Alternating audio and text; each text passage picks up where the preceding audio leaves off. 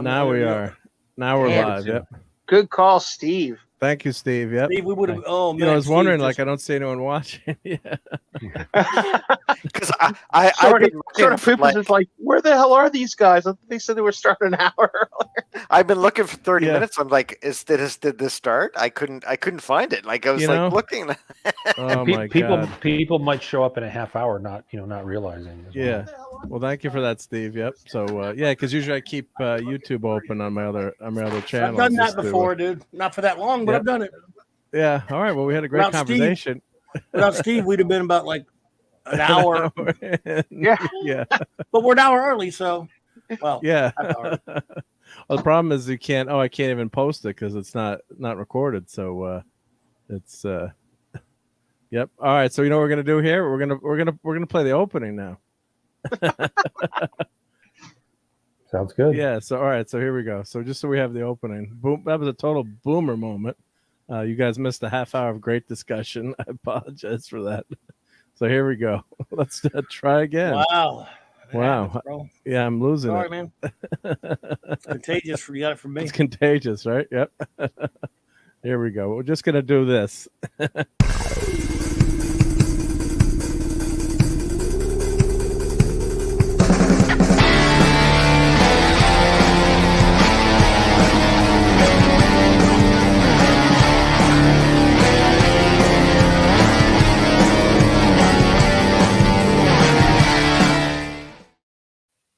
So now we're back again for another edition of Sunday Night Geekery. We just had a pre-show for a few minutes, right? So, badass, the great Maddie's daddy who figured this one out that Mark the Boomer did not click the go live button. I'm like, hey, I'm not seeing a number of people watching up there. And the great Lord Toth joining us. So hi. So I apologize for that to everyone who's in the chat, guys. So to Phantom and Snorty and everyone else. We were. It happened. I'm never going to remember all the stuff. I don't know. What did we talk about? It's Lord Thoth's fault because he was so fascinating and entertaining that we just totally forgot where we were and what we were supposed to be doing. True. He always is. That's right. I was dancing around and everything, and actually I had my face up on the screen and everything. I had my camera. No, I'm just kidding. I didn't have the camera. Hey, D-Bud. Good to see you, D-Bud. Hey, Bud. I guess it's the first time. Avon time lives. for everything. Yep. No, yeah, I was going to say, okay. I believe D-Bud has said that he's older than even Clubby and myself. So if anybody would be understanding of boomer issues, it would probably be him. Well, at least we didn't do the whole damn show, right? Yeah, I've done that before. Not the whole show, but like you say, not for that long. But I think it's happened like back in the early days. Yeah. Oh man, that'd be awful if like you had a guest on it. You had like you're doing a top 20 or something. You've gone through like 10 of them already. You're never going to recapture that excitement either when you redo it. That's awful. Oh God. One time it was fortuitous, however, because I won't go into who I was talking to, but I had a guest on, and it was very early on when I was on YouTube, and I didn't hit the button just like you didn't just there. And we were talking about somebody, and he wasn't used to it. I guess he started talking about somebody that I would prefer him not be saying these things, put it like that. And I was like, oh God, I'm going to have to private this thing or something and clip. Then I went, oh shit, we weren't on. For 20 minutes. Oh, good. Thank God. I was actually grateful when I was not kidding, and I can't really go into more about that online. But other than you were glad you weren't online. I was so glad. You don't get that. You don't get that kind of break off. Well, there's as Spock says, there's a first time for everything, Lieutenant Savick. Although I don't see what's so. There's no one who's here, by the way. So just so you guys know. Yeah, no one's there. Yeah. Except for Pat. Oh, sorry, not Pat. It wasn't Pat at all. Oh, I can remember that one. That was hysterical. And I always say that too, like before I start the show. Remind me to go live. Yeah, because I've done that before, but only for like a few seconds or something. But that's a classic. So you guys missed this talking about Blake 7. We're talking about I was just watching tonight. Let's see, share that screen again. There we go. So I just was almost done with Ultra World. So I've got 3 more in season 3. Sarcophagus, we were saying, was not good. Rumors of Death is in Clobbering Times. That's your second best episode. That's my number 2. Number Yes, 2, sir. yep. But So, Sarcophagus is way down there. Yeah, I got that at number 47. No, I got Ultra World at 47. Sarcophagus is at 51. But who's counting? So Snorty, Blake 7. So it was a sci-fi show in the 80s. I missed it when it first came out, and just started watching. It's available on BritBox, so you can watch it there. So it's Blake 7 is the show. So it's kind of I want to say cheaply made, kind of like a Doctor Who type special effects. So if you're an old bear, like I think you are, you probably won't mind him. I think not to lump everyone together, but mostly the youngins, I would say it's a little bit tougher. It depends on the person, but some people might be turned off by the special Very effects. cheap. But No question about it.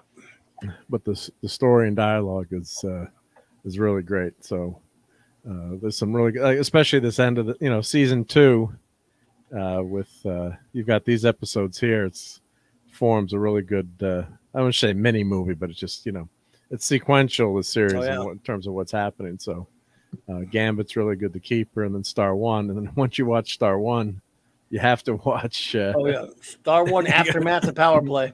Yeah, you got to watch those episodes. I don't know how Raquel did it. She didn't watch. She's in order. She waited. Going she crazy. Watched, right, but she waited. She sends me these messages like, "Oop, I know which one you just watched." Oops. D-Bud's got his mom's iPad, so I can hang out a bit even if it's a school night. Yeah, that's where we're starting a little bit earlier.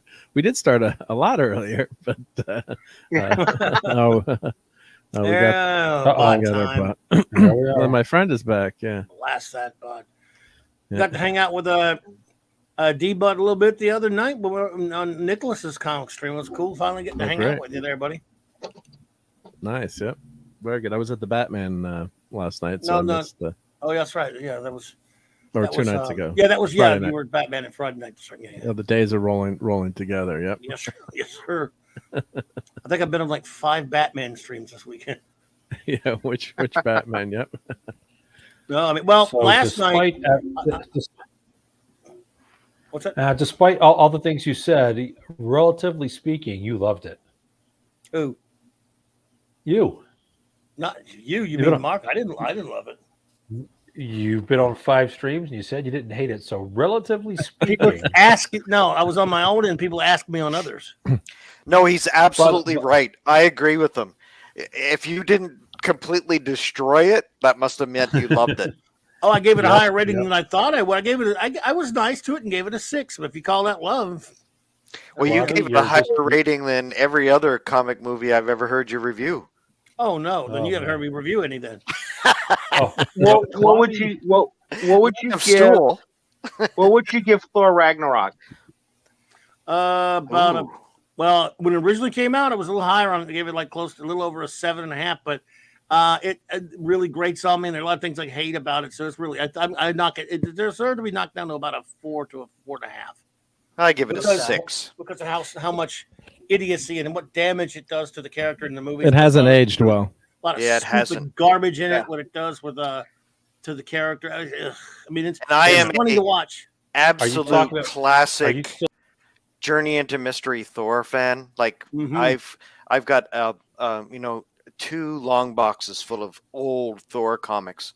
I'm a big, huge Thor fan. Those Norths, they kind of suck. They're not Egyptian gods, but they're not too bad for a second-rate pantheon. But I love that Thor character from the Silver Age of comics, and it's too bad that that the direction they took is making them the butt of a joke. That's what he is in that movie. Yeah. With Lost Star 2. Yeah. Yeah, Steve. Yeah, Steve is back. Yep. You guys weren't offended by how Thor was treated in the second Avengers movie at the end? Not the second movie, but the fat Thor. Yeah, and just how hokey he was, and I'll tell you a secret. My wife detested that movie for one reason: Fat Thor. She wants buff, 8-pack muscles and charming Thor. She doesn't want Fat Thor. Yeah.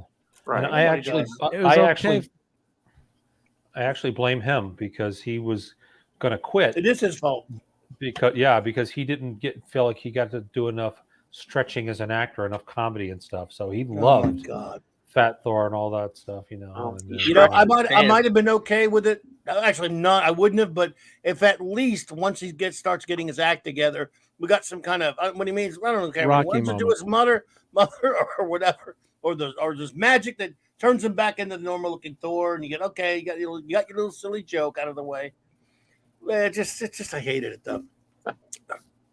Is Yeah, he it's gonna one be? time. Is he gonna be in the Cheap third? crap. Is he gonna be in the third Guardians of the Galaxy movie? Is he gonna be a Yes. Guardian? Probably. That's weird. Okay, well, whatever. Yeah, from as Guardians of the Galaxy thing. What's So, see, weird I to think me that is they're making. Go ahead, Mark.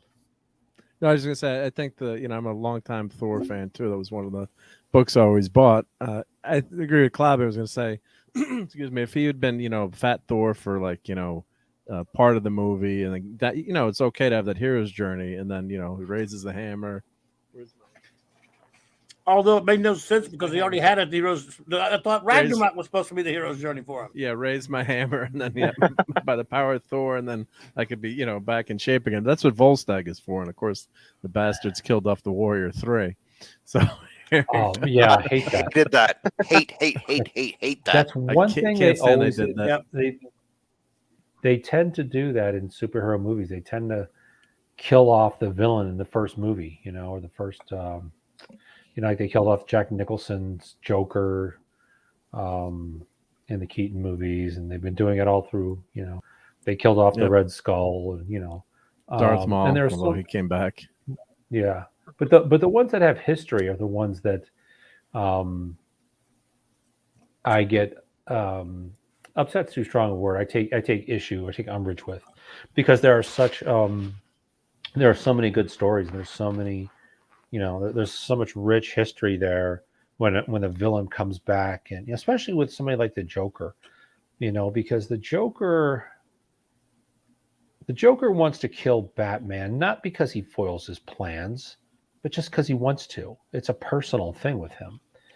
And so he keeps coming back, and he keeps trying, and he keeps failing, and he keeps getting more, But he really doesn't deep down want to kill him. He wants to keep doing this over and over again, like he said. But yeah, Torturing him, yep. depending on the writer that over the years, and that's very much. and that is more of a fun way to write that character. But killing off the Warriors 3, that's the thing that I really hated about. I'm losing track of him, but they killed off his mom, Ragnarok. then they killed off his dad, they killed off all Yep. 3 of his friends, and they killed off Heimdall, who they say is his best friend, which was never the case before. And he has no reaction at all. And then, at least the brothers in the last Avengers movie, had him have some emotion about that, which they didn't have him do in any of the other movies. Just like, oh, time for another punchline, time for another joke about, everyone that I care about is now dead. Waititi just everything for a punchline. Now he did do some great stuff. The music when Thor is descending onto the Rainbow Bridge, doing the immigrant song. Yeah, Led Zeppelin's playing. Yep. And I liked him beating the Hulk, which he should, because the Hulk, no matter how powerful he is still an idiot. And Thor is a guy who's got 5,000 years of combat experience. He would know some tricks. So there was some of the stuff I like. Tess Thompson becoming king is the stupidest thing that they've done in any movie that's ever been made in the history of movies. I mean, here you have a drunken traitor who sold her king into slavery, and you're going to make her king or queen or whatever. That's, you're going to get me on a rant. Bad. You're going to get me on a rant. It's got to be an Asgard. It's got to be an Asgardian, not a Valkyrie. Is it the Anyway, to begin Valkyrie? with, right? That is not Valkyrie. No, I agree. That is an absolute travesty of a character. But you'd never have Valkyrie becoming the true Valkyrie becoming king of Asgard anyway. Well, she's got no. She doesn't have noble blood. Neither does this claim to the Valkyrie. throne. Yeah, there's no claim at all. And I mean, Sif, for crying out loud, has a better claim at the throne than she does. Mm-hmm. Yeah, and she's got 5,000 years of experience, like you said, right? Like her and Thor and all the Warriors 3, and they've got literally centuries of experience, and yet you're going to give this traitor and this alcoholic like, come on, like, really? I'd rather give it to the Enchantress than give it to her. And let me just break in for a minute. One of my favorite people is here, Hungry Boy. Hungry. Yeah, Hungry Boy. One of my favorite. I enjoy his contributions so much, and he always has such kind things to say. Yes, he's the best. So I'm Matthew so Pounder's here too, and Monkey G. Matthew. Got great crew here. So good to see you, Hungry Boy. Small Time Republic. Everyone's been making some great comments. Yeah. So the other thing that Ragnarok screwed up, as much as I loved it when I first saw it, was they screwed up Planet Hulk too. So that whole storyline, and Meek is a traitor if you read the comics, and Korg is not a joke too. It's it's almost like a Batman and Robin version of when they did that movie. Everything's a joke. Like once in a while to have like the Guardians have a couple of funny jokes, like when they find Thor in Infinity War, and they're saying, oh, he's a man god, he's got, and then Gamora's like, he's got muscles of steel. That those kind of small scenes in small doses are fine. And of course I think it was Small Time Republican mentioned too, like Thor's entrance in it was an Infinity War when he comes in. I mean, to hear a crowd in my movie theater cheering for Thor, like most people didn't know who Thor was probably a few years ago. So I thought that was a fantastic moment. They did some things right, except they shouldn't have been Fat Thor anymore. And so he was and when he opened the irises, as someone in the chat was pointing out, those were all great scenes and well done scenes, but you can't reduce the character. And if Hemsworth wants to become a comedian, go do go do that in another movie, but don't once in a while it's okay, but just to overdo those jokes. And we're seeing that in Marvel all the time. Whenever they have a and Mike, you pointed it out, whenever they have a fun serious moment, they've got to throw in a silly joke. And you didn't get any of that in the Batman, I'll tell you that much. So there were no silly silly jokes in that movie. So there's a YouTube channel that I've brought up several times over the last year called Every Frame a Painting. And he does great, just amazing, insightful, entertaining videos. One of the things that he talked about was how Marvel, they don't let you feel the moment. And they contrast it with Luke and Dagobah, and trying to lift his X-Wing and then eventually failing. And they show how the cuts from him to the ship to Yoda, they become longer and longer and longer as and then shorter as he's becoming successful. And then as he ultimately fails, the cuts become longer, and he goes and he sits there, and the camera just sits on him for a second, and then it cuts to Yoda, and then he gets up and kind of walks away, and the cuts are really long. And then he contrasts that with Ant-Man, when he's there sitting there with the original Ant-Man with Hank Pym at his dining room table with the cubes of sugar, and he's trying to get the ants to do it, and the ant stops and he just pulls out and goes, "Oh, I can't do it." And that's all it was. And he said, "Did you feel disappointment in that?" No, it's short attention span theater. I think that's the way the world is going in general, unfortunately. Well, that's what Marvel movies have been doing, is they'll have a moment that is supposed to have some pathos, some impact, and then boom, let's hit him up with a joke real quick. Joke. Never let the scene breathe. Yeah. Right. Yeah. And it's everything. Yeah. And I could tell you, Mark made a good point, because I loved World War Hulk a lot. And my nephews were so upset with me because I didn't like the last Wolverine movie with Logan. It was okay, but I didn't like it. And they didn't understand that I really had like a love for Old Man Logan. I thought that was a great ending for Wolverine, right? Great comic. Great. Yeah, it was a great comic. And once I made two of them sit down and read it, and they understood afterwards, and look, I realized the logistics of that ownership of different properties at the time and everything. It would have been very hard to have the Hulk and Hawkeye in a movie with Wolverine, and to make that work. Dystopian future. It's another dystopian future. Right. So. And if they would have waited, maybe you wouldn't have had what's his name, who plays Wolverine, to be able to come back. Maybe Hugh Jackman wouldn't have wanted to wait long enough to do it, but that would have been such a great story and such a much better end for for Wolverine, I think, in cinema. At least Hugh Jackman's Wolverine. And I we're mean, never I going have to to get, say and we're I never like- going to I get like that the movie, because we're but- never going to get that because they made that movie, and it's Yeah, disappointing. I didn't like it. Well, I gotta say, I did like it. Maybe it just hit me at the right point. I mean, I love that opening scene. I thought that opening scene, you finally get an R-rated Wolverine. You know, not that I'm a blood and guts type guy. You know, I don't appreciate it. But Mark, in you a movie. didn't love it as much as you loved Old Man Logan. There's no way. No, that's true. No, Okay. a lot of Okay. times the books are better than the than the stories, and than the Most of the live time, action. let's Anyway, be most of the honest, time, yeah. But I think I see where they were trying to go. The black and white version's really cool. I liked the girl that did X-31 or his daughter. It's just I consider it like an Elseworlds kind of tale. And there was some, it was a damn depressing movie though too. So Did you like there's Patty Stew? yeah, I mean, as an old guy, with losing his powers, there were some of the things resonated with me in terms of, unfortunately, knowing, we've all been hit with people with dementia and things. So I kind of, look at it that way, and I'm more forgiving sometimes, maybe. You are. That's You just are. my nature. And I'll say, oh well, they screwed this up, or they didn't want to do this, or I know most when of you the fan really base when you really was- violate the character, like the Thor. The more I think about Thor Ragnarok and how they made Thor a joke, then that kind of pisses me off versus screwing up some stories or the tone or things like that. So I see where they were going for, and I appreciated the artistic vision the guys were trying to do. And if you watch the black and white version, it's pretty cool. What? Wasn't it funny how the even the Russo brothers knew how stupid Ragnarok was, if you think about it, because he had this dumb shit where he destroys the hammer, or she destroys his hammer, and later, nah, you're just lightning, lad. You're not the god of hammers. Your hammer doesn't mean shit. Yeah, it's like Fuck what? that. Well, then finally in Infinity War said, well, no, they needed to make Stormbreaker so you have a chance against it. Yes, the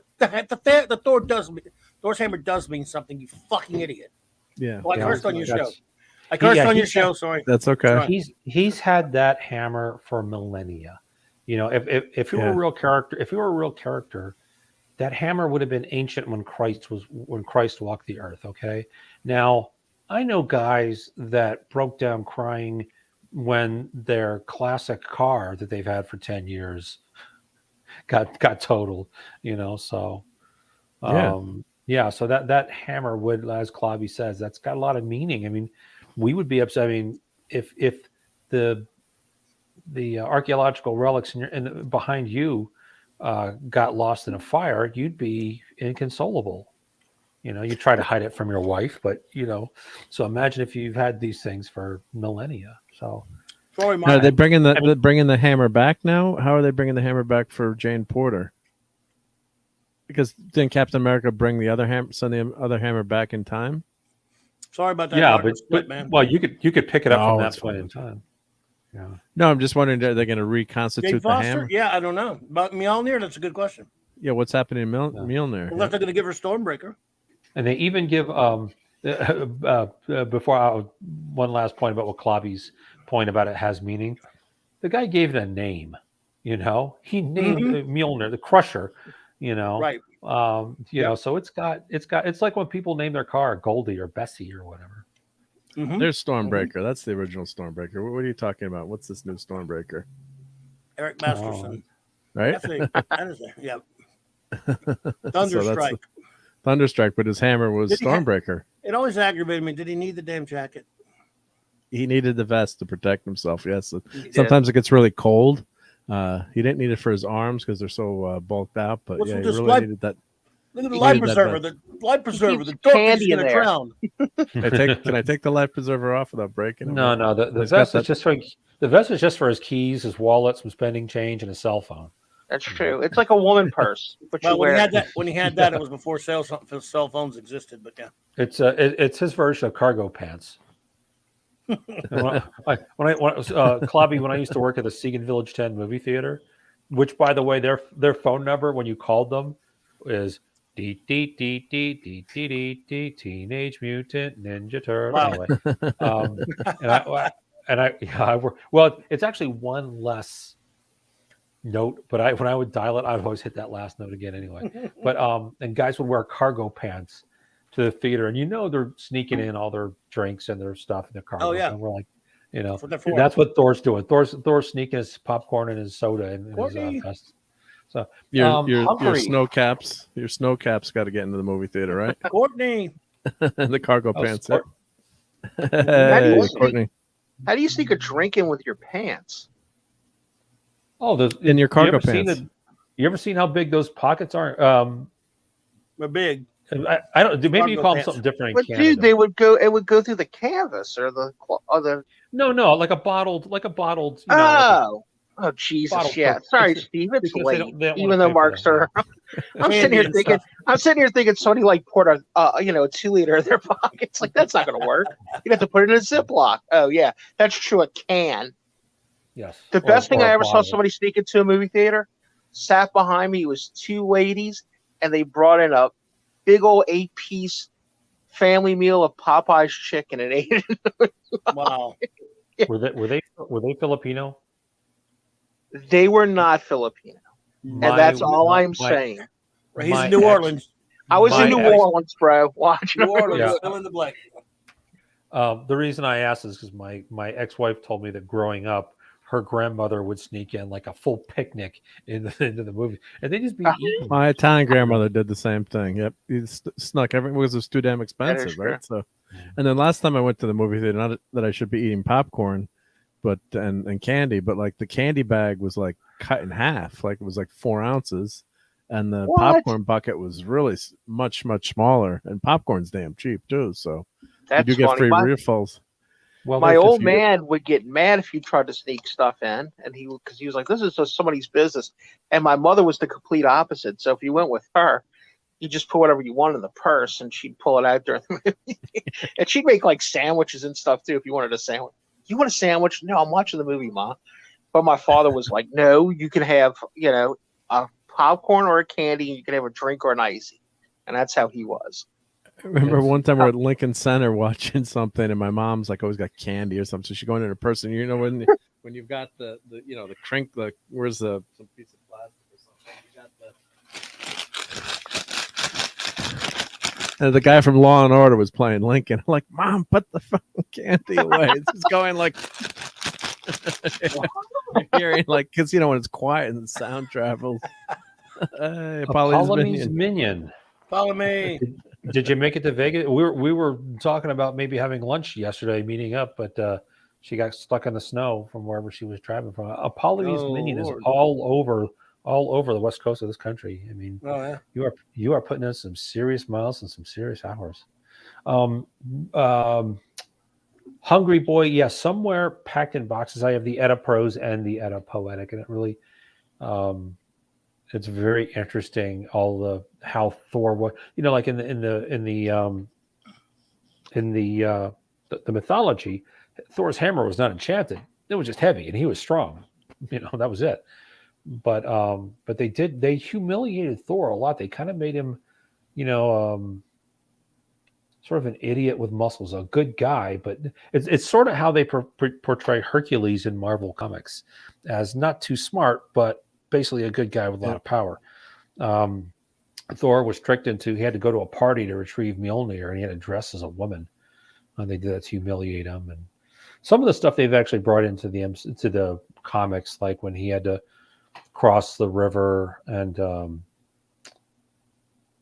the boatsman said, why should I take you across the river? You're nothing special. And he says, I'm Thor. I'm the greatest warrior in all the 9 worlds. He says, you couldn't even beat my grandmother. And this old lady steps out, and Thor wrestles her, and he beats her just barely. And then That's one of the Thor mythology. Yep. This is the Thor mythology, yeah. And then he says, okay, well, but I'm still not convinced. Here, if you can drink my water flagon dry, and Thor's drinking. The guy finally goes, okay, that's enough, that's enough. And there was one other one, but essentially the boatsman's, the ferryman's grandmother was, I think, Hela or somebody similar. And basically, when she grappled with Thor, she aged him thousands and thousands of years. He was humiliated a lot. Hungry. I'm just going to call you a hungry boy if you don't mind. And the when he drank when he was drinking from the guy's horn, the other end was in the ocean, and Thor drank so much that it went to low tide, and that's why I said okay, enough, because he was worried he was going to drink the whole You ocean. win, yeah. Oh, and the other one was to he said, you can't even lift my foot, and Thor planted his feet and lifted and lifted and lifted, and finally the thing came off the ground, and it was actually Jormungand or Jormungandr, because Hungry Boy's probably going to say, oh, the Icelandic, call him Jormungandr, the world serpent, and Thor actually lifted him off the ground. So, but they did a lot of that kind of stuff in the mythology that they didn't. And he has red hair, and so they made him more palatable. I mean, I don't know why they would make him a blonde with blue eyes. I mean, I guess women just find that attractive. I don't know. The race swap, yeah. Hashtag save gingers. Yeah, really. That's the first one, right? Yeah. Actually, my hair doesn't look that blonde because when I have Maddie, I can't shower, I can't eat, because I can't take eyes off of her for a second, because she'll find something sharp and be running with it. So I cannot that take. age. Heck, I even do that That nowadays. I like running around with scissors all the time. It's funny. I cannot find. I have all this paperwork in front of me that I have to do. Cannot find a pencil or a pen anywhere in this house. I search high and low. Every 10 minutes, she's got a different sharp writing element in her hand running across the. I don't She know how wants this to kid write or does draw it. something. Yeah. So what happened when she got her hands on Mjolnir? It's funny. Funny you should say that. I don't know if Calabi remembers, but about a year ago, before she was walking, her mother took a picture and sent it to me, and Maddie was in her car seat like this. And so I posted on Facebook and said, either she's calling Mjolnir or she finds my lack of faith disturbing. Maddie does some great voices. My favorite bit of Hercules lore? From the comics, do you mean, or mythology? Yeah. From all, I count them as the same. Oh, This is just so I can make a cheap joke. fire away. When Hercules pulled Manhattan behind him, Oh, he said he was powerful. Wow. So Manhattan floated away for a time, or He just dragged it. Look at that. That's power, isn't that's funny. Prince of Power? One of my favorite Walt Simons, or no, maybe it wasn't Walt Simonson. There was a great break in the Serta saga. There's one issue, and it's Hercules, and he basically takes over the comic, and he sees some boys bullying another little boy, and they're ripping up his sketchbook and stuff, and the guys go and they're teasing him because he's a Thor fan. And the bullies say, "Look, that's Hercules. You can beat that wimpy old Thor, can't you?" And Hercules starts telling the story of, we fought this one time, and Jarvis is with him when Jarvis was a human, and Jarvis is saying, "Master Hercules, I don't remember Master Thor hitting you from behind with his hammer." And he's like, "Oh, and so at the end of the thing, the little boy is practically in tears, and Jarvis goes, "Master Hercules," and he breaks him from the middle of this, obviously BS tale that he's spinning. And he says, and he points out that the little kid is almost in tears, and he says, "Oh yeah, so anyway, where was I? Oh yeah. So then Thor, at the last moment, and he was withholding his strength the whole time. He hit me so hard, I landed in a place the gods forgot, New Jersey." So he switched up the story at the end to make the little boy, So that's one cute. of my favorite from the comics, not from the mythology. Yes. Yeah. One from the comics was different. Yeah, the Heracles, and I'm saying Heracles for because you never That's know. how we're supposed to say it. Yeah, Raquel's listening. If Raquel's here and here's to say Hercules, we're in trouble. Mark and I are Italian, so we can get away with Heracles. The glory of Hera, ironically. But his story is pretty tragic. All this strength, and he kept getting, he was tricked by Hera into killing his family, and then he had to do all these labors for this king who shouldn't have been king, because actually Hercules should have been king. King Minos, yeah, the firstborn of descent from one of the great heroes anyway. And Hera basically held back Hercules being born for a few minutes so that Minos could be born first and be king, and then therefore humiliate Heracles, whom he was jealous of. So yeah, I love Heracles. I love the old Clobby will remember. I don't know if Pat or Lord Thoth or Hungry Boy will probably know this, but does anybody other than clearly Clobby will know Hercules, hero of song and story. Hercules. Anybody else know that? Daedalus, Herc! Daedalus!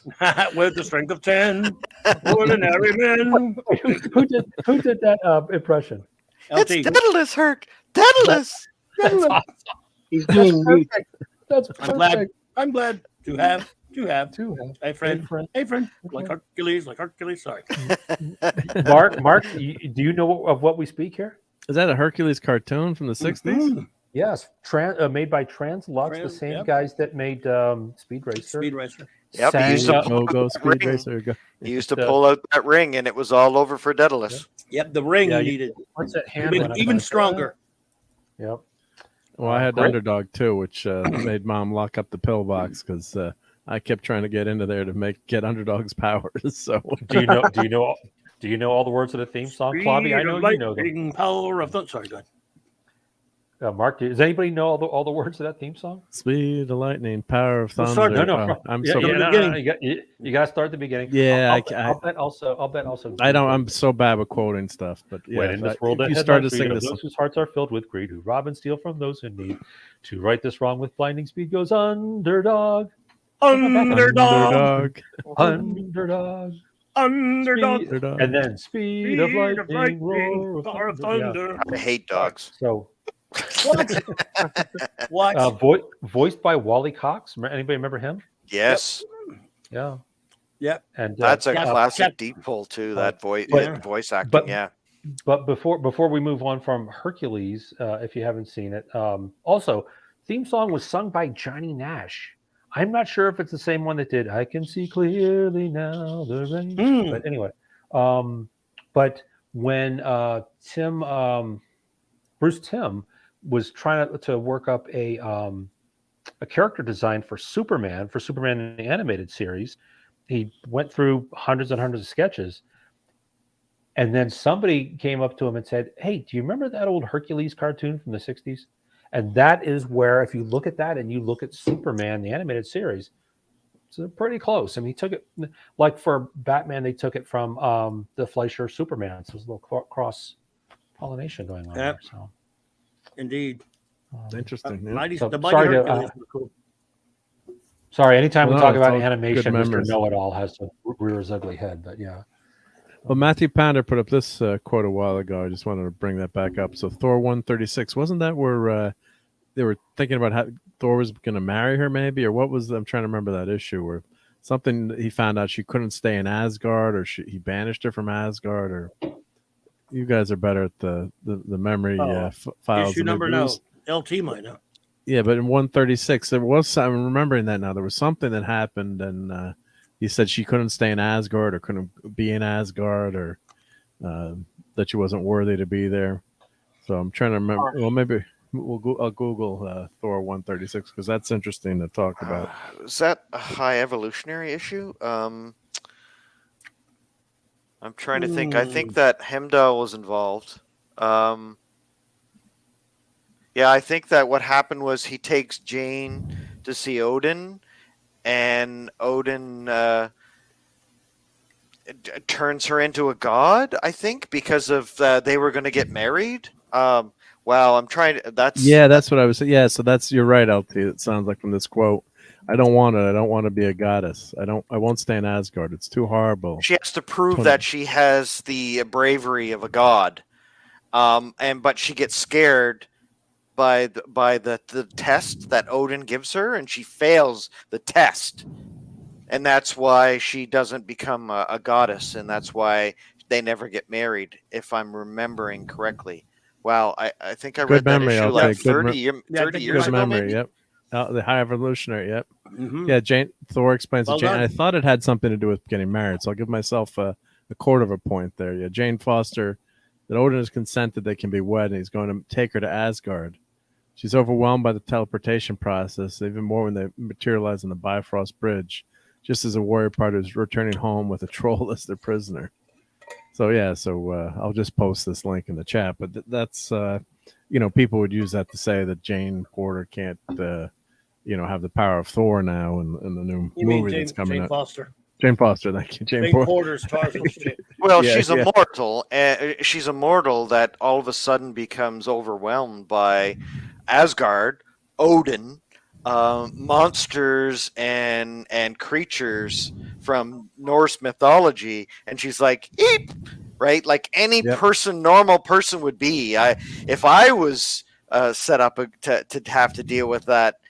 And I consider myself a pretty brave guy, considering what I've done for a living in the last 20 years. And I'd be pretty intimidated by what I'm seeing. I'm seeing dragons and gods and monsters. And I'm like, what the crap, right? Like, you're like, wow. And so, that's what happens. So she fails the test, if I remember correctly. And then Thor says, yes, you're not worthy. And that's pretty much the judgment for the gods. Yeah, and then this is late, and people mentioning in the chat too. But Lady Sif appears in her silver attire, and then that's Thor notices her. So Foster's gone, and she goes to work for Keith Kincaid, and then Sif becomes a new romantic love interest in the title. One of the things about, because this is kind of brushing up against, should Falcon be the new Captain America? Should Jane be the we would say Porter now? I got that stuck in my head. Should Jane be the new Thor? And there's a couple of points. Number one, Jane can't become a god. You can't become a god. You have to be a descendant of Buri. Who made the universe basically. Or his child Bor, or even Odin. You can't just, it's not a walk-on part that you can take, And then secondly, I mentioned this to on Klobby's channel, I think once, when they say, a lot of people saying, well, Falcon should be the new Captain America. No, Falcon should be Falcon. By making him the new Captain America, what you're saying is that Falcon is not good enough. And I've always thought Falcon was cool. I like the back in the day when he had the glove with the claws, that came and he'd shoot it out, had a wire on it, and Red Wing was an actual bird, and the red and white costume. I love Falcon. I thought he was his partner when I first bought the books because it was Captain America and Falcon. So I thought they were equals. I kind of like Falcon better than Captain America back in the Silver Age. Like he's a better written character than Captain America, because Captain America's that straight-laced, truth, justice, American way kind of Superman clone. But Falcon was a unique character that had a great personality. He had skills. He just had a great character arc too in the comic books, and yet they go and they say, well, we're just going to give you a shield and make you Captain America with wings. And I'm like, that makes no sense at all. That was a terrible character arc for him in the movies. Indeed. It's just take care, awful. Courtney. See you, Courtney. Hi, Courtney. Thanks for hanging for a few minutes. Yep. Have a great week. I agree. And you were talking about becoming a god. Well, Odin can imbue the abilities, and with the golden apple, he can become immortal per se, right? But you're right. The bloodline is what's important here, and you can pretend to be a god all you want, but you don't have the bloodline. So you're not Vanir, you're not Aesir, you're not Jotun, you're not you're none of the you're not even any of the dark dwarves, or you're not even dark elves. You don't have that bloodline that gives you that immortality, that strength of godhood. And just making a mortal a goddess is there's a whole bunch of things there that really don't fit. So she can be worthy of the hammer. I mean, we know that Steve Rogers is worthy of the hammer. You can lift the hammer, absolutely, if you're selfless, if you have strength of character, strength of will, bravery, courage, and all of those traits that mark you as being worthy of Mjolnir, but to be able to actually become a god is a completely different story. You can't be. You're human. You're going to be mortal forever, even if you live longer than the normal mortal lifespan. So yeah, Right. you're right. I agree 100%, Maddie Statty. That's a good point. I will say this one thing. While I agree with almost everything you said, I have a soft spot in my heart for Captain America. And the reason is, if you look over most of the classic comics of both universes, he's a guy who you can't catch a bus like Spider-Man can. He can't fly. Bullets don't bounce off his chest. And he does the right thing. And Claudia and Mark have heard me say this before. This is what I really appreciate about this guy. He risks his life for people that he doesn't know. And he didn't have to see his uncle die or his parents killed in a back alley or the planet of his birth die, or his Exactly. Yeah. his dad, his dad get killed. I'm talking like Daredevil here. He just does it because he's a good guy. And it's the right thing to do, and he feels that if he's got that ability, he should do it. And this is one of the characteristics of Superman too. And I think these characters are, in a way, very interesting because they're risking it all, and they're not, because most characters have one or two motives. They either have revenge, guilt, revenge. Vindication and revenge exactly. And he doesn't have any of those. Neither Cap nor Superman. Yeah, they're doing That's it why I because, love him. yeah, they're doing it because now with Superman, you could say that he's trying to save Earth from kind of going down the path that Krypton has, not the same path, but a path of destruction, of self-destruction. But with Cap, I like him even better because one bullet will end the whole show for him. So there's and of course he's a blonde-haired, blue-eyed artist named Steve. I mean, you can't go wrong with it. But he's a soldier. He's like thousands of others. He's like thousands of others in the United States, in Canada, Great Britain. No matter what military that you want to talk about, there are literally tens of thousands of selfless young men and women who do what they have to do to protect those that they love and those that they don't even know. And when you take that oath to sacrifice yourself for freedom and for liberty and for those others that can't protect themselves, that's what it's all about. And that's why I say, praise to the veterans out there. Praise to the people who put their lives on the line every day, law enforcement, first responders, firefighters. That's what Captain America is really the idol of. That's the ultimate example of selflessness. And you're right. I agree 100%. He's like Superman, except better because he's mortal. He's normal. A bullet will end him. Just exactly what you said. I agree. It's a great character. Well, remember, he was stuck in this little shell that was not healthy, couldn't move. He was a scrawny little runt that was asthmatic, and he was still willing. He still would not stop trying to get in to go fight. So it's not like his courage comes from the powers. He was there already. That's what makes him such a great character. He had the willpower. That's why I love it too, though. Yeah, I love the Captain America movie with when he's got to climb the flagpole. Everyone's trying to climb the flagpole, and he just pulls the pin and he grabs the flag. Or the grenade scene, which just epitomizes Cap, where he jumps on the grenade. It doesn't matter. He's a 98-pound weakling, but he's the strongest guy there mentally. So that's just a beautiful, beautiful scene when that grenade and he just doesn't even think about it and he just jumps on that grenade. And of course we don't do politics here, but I've been reading about people from all over the world, even the U.S. and different countries, headed to Ukraine to help fight. Not just the U.S., but maybe there's some Ukrainian background, but they don't have to go fight, or our army in the U.S. is all volunteer right now. So God bless them. I don't know if I'm assuming Canada is also does have a draft same now too. So those people are putting themselves on the line for us, and most of the time, and cops too.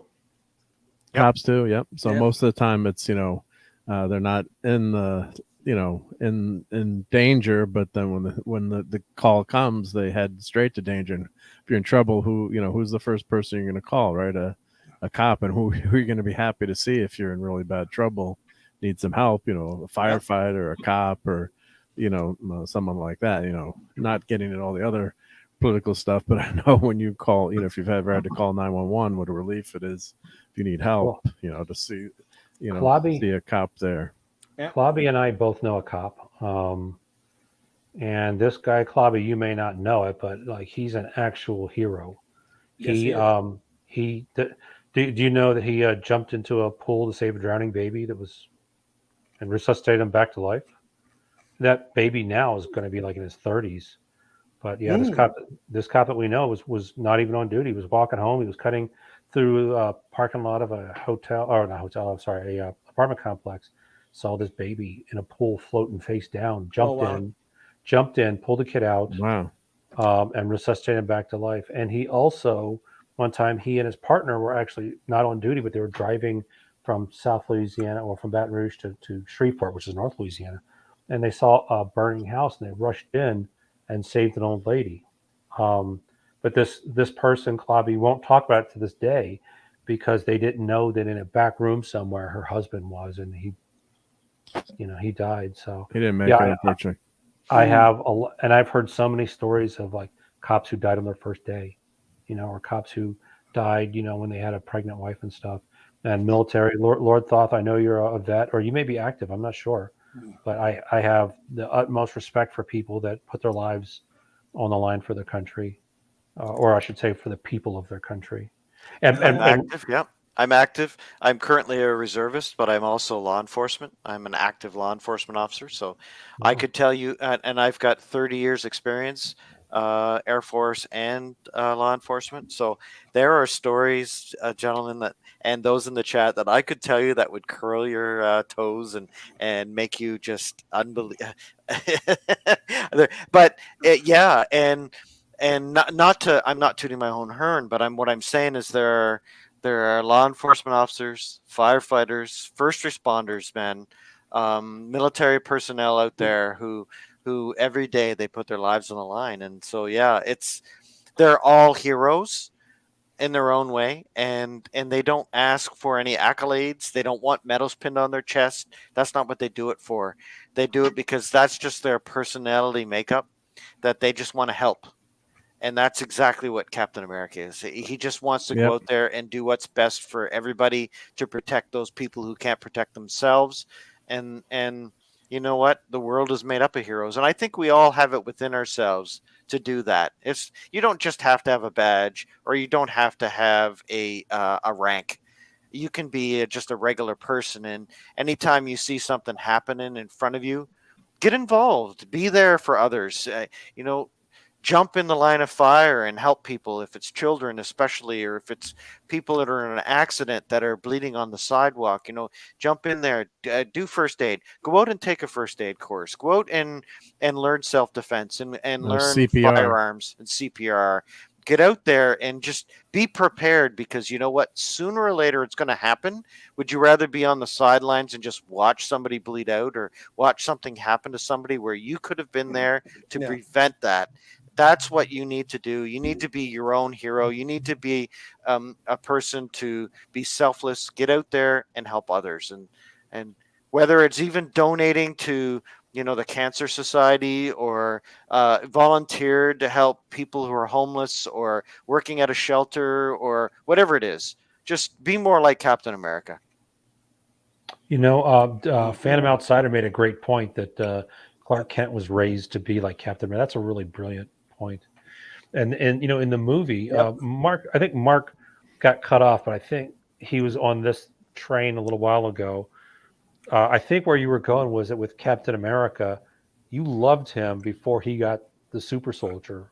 formula. You love the character anyway. So I'm a Eagle Scout and a Scout leader. So we Steve will be back. Yep.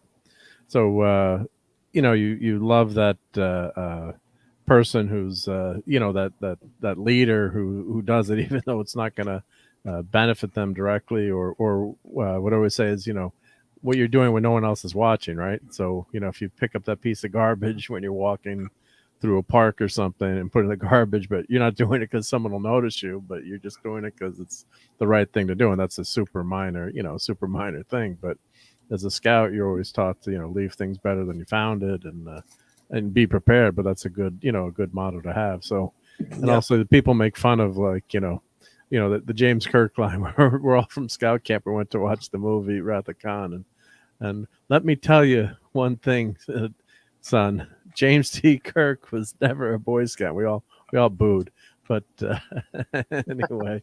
But Well, it is true. it was a Like, good you don't joke. want to be like every hero. Like, you don't want to be Batman. That guy commits multiple felonies and misdemeanors on a nightly basis. You can't just go breaking into people's houses because you suspect them of committing a crime. You can't do that. Oh, Maddie, there's Maddie. Nope, our ratings are going to go up. I Baby's muted you, sleeping. Steve, just so I wasn't sure if.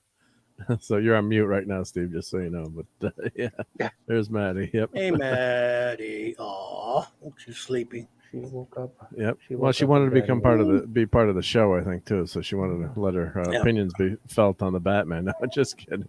But, don't let any young kids see the Batman badass. So if you got any young youngins around, I would say don't. It's a 14 or 15 or up. They're all least. old enough. The youngest Old one's enough, yeah. 13, so and he's around these bigger boys, so I think he can handle it. I Yep. can't stop them, Mark. They all love Batman. So I'd No, be but the sad thing worst is, mom ever if I tried to do that. can Mark? Does Mark leave us better than when he found us? Yes, he does. I hope so. I try. Yep, He that's does. Good motto. Yep. Thank you, Captain. And hail. Welcome to the show tonight. Yep. But I was just thinking of that today. Was the sad thing is, like I was looking for the toys that are on sale for the Batman, and there's some. I love motorcycles, so there's some really cool motorcycles in this movie. There's looks like a Honda CB 750. I'll show some of the pictures. And I was just looking at the toys. McFarlane and line. There's McFarlane line, and there's I think it was who does the motorcycles? I'm not sure, but I think it was McFarlane. It's probably all I'm sure he did McFarlane. the figures, but I don't know about. Yeah, the motorcycles. I'll show them. But anyway, I was looking at them. My God, you can't take a kid to see it. And we're talking about that on this on the show. We're saying Like, a lot. can't, We live in a time when you can't take a kid to see a Batman movie. There's just something wrong with that. yeah. Or It is Man weird. of Steel was the same way. Or even well, what's that? So this is I'm just a gearhead. I restore motorcycles. My dad had some motorcycles that we worked on, and I've actually got like a motorcycle, not like this one, but this is a BMW. But this is I'll just put this article in the chat. But it's control copy here. I hate it when they have these pop-ups and stuff. When you're trying to. So just a cool, if you're a gearhead or you like this kind of stuff, they're showing you. This is a Catwoman's motorcycle, and it's a real motorcycle that they recognize that it's one of these builders. People do all kinds of custom stuff, so they have they know who the motorcycle guys figured it out. Yeah. Like, oh, that's so and so. This is the person Pretty who cool. built it. So and like here, like this doesn't look good, right? Because this is not in the final film. So I have to say in the in the dark it motorcycles looked look better. good. Yep. And of course, there's no cape, like I was saying. Like it's too dangerous to ride a bike with a cape, so the cape is all CGI. Yeah. But this is the motorcycle that the custom builder built. BMW. BMW. Yep. BMW has some wild motorcycles, man. The BMW motorcycles of the 80s are But really this is all like artwork. but this is all customized. Though. This is the it's engine. custom. It's a bit, but it is all so. Like if you look here, the person's like, "Oh, I recognize the name of the builder." Kurusu. I don't want to say it, butcher the person's name. Why does she have a bike that's almost comparable to Batman's in the movie? No, Look he's at got- it. A rich cat thief. She's a cat Yeah. burglar. He wasn't rich though. Yeah, she was. Yeah, well, it's a custom bike too. Yeah, that's movies for you. Wait, I know the answer. She stole it. Oh yeah, true. Maybe Mhm. she did steal it. Yep. Oh, and the other thing that was funny about there's no spoilers Yep. here for you, Pat. But the other thing I thought that was like she says, "Oh, can't you ever just say hi?" Or And then of course the scene ends and Batman's there with his bat cycle. It's like, how the hell did he get up there with the bat cycle? You know, it's like right next to her motorcycle. Motorcycles are pretty damn loud. Does Well, he have- I need to run in a couple of seconds here, but I just want to say one thing. I haven't seen the movie. My wife and I are going to see it tomorrow. We took the day off. We're going to spend a day together and just enjoy each other's company because we're going to go out and do stuff because it's been, Great. now that COVID restrictions are lifted here up in Ontario, that we're going to just go out and have some fun and maybe do a little shopping and then go to a movie in the afternoon. And well, it's like 3+ hours, so it's probably going to be a long movie, but it was her idea to go see this movie because That's awesome. you know, she likes the Batman actor. Thank goodness he's not going to be sparkling bats, but I think that you look at the two of them together and he's such a scrawny little thing. As much as the previous casting of Batman was kind of not as good as I thought it would have been. I actually appreciate having Ben Affleck as Batman because I think he buffed up for the role. He got big for the role, and he looks like Batman. And this, he just doesn't look like Batman to me. I'm gonna, of course, reserve judgment for when I see it tomorrow, and I'll be able to talk about it more after tomorrow night. But I don't, from everything that I've heard. Sorry to interrupt, but he looks okay in the movie, and that surprised me. I think Clobber and Toms would agree. I think his costume, but let's hear what you say. I want to see what you have to say about it. Talk when you've seen it. Yeah, I'll chat with you guys about it after I see it, and I'm hoping that it's going to be a good movie. I love comic book movies, obviously, but I'm like a lot of you gentlemen here and those in the chat where. I come from a time where the comic books were a lot better written than they are nowadays. So I'm hoping it's going to be good. And who knows? It might be, in my opinion. We'll see. None of my favorite Bat villains are in this one, but I mean, Riddler, Penguin, they're not my favorites, but we'll see. But I should run though. I've got to get going and. Thank you very much for inviting me, Mark. I really appreciate that. Great to have you here. Great Thank panel that you've had here, man, and great actually seeing Maddie's daddy and Pat S and Clobby. Obviously, it's always a good time. And shout out to the chat and. Yeah, Mark, thank you very much. I really appreciated this. And thanks for doing it a little bit earlier, even though we spent a half hour having a great conversation and realized, oh, wait a minute. We're not live. This is Memorex. That's awesome.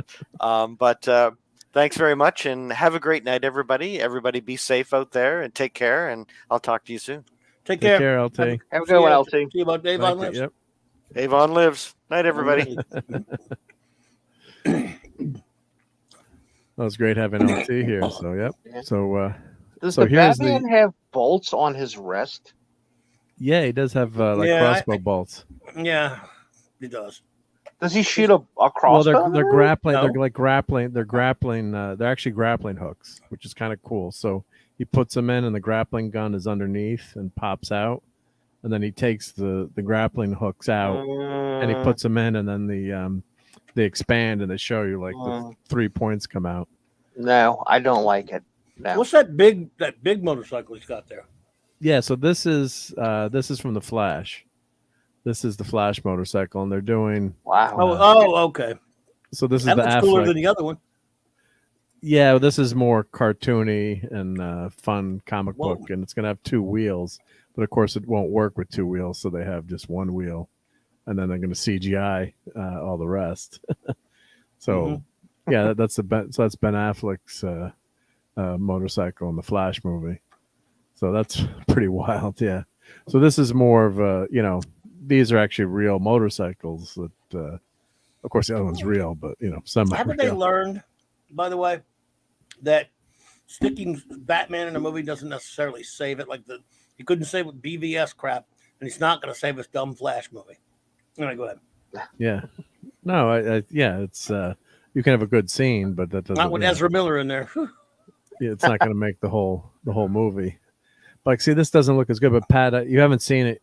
yet. So I think that the costume ended up working for me, which surprisingly I didn't think it would work. I mean, Mhm. obviously, when you see it, interesting to see what you think, but the costume did look a lot better. I'm just googling it. These The are way just it's the shot. motorcycles. Yeah. Yeah, it did Cool. work. It surprised me, but here's the tour. I love motorcycles, so this is a Honda CB 750. So he's as Bruce. He's going around the city undercover, wearing the costume under his coat like this. So there's an action figure actually, dressed like this, and he's got the bat costume, I guess, underneath. And here's the toy. So I've got to buy this. I guess, unfortunately, it looks so cool. So the Drifter motorcycle here. So let's go to Entertainment Earth and Pretty show, cool. a little We like that, some huh? enabling here.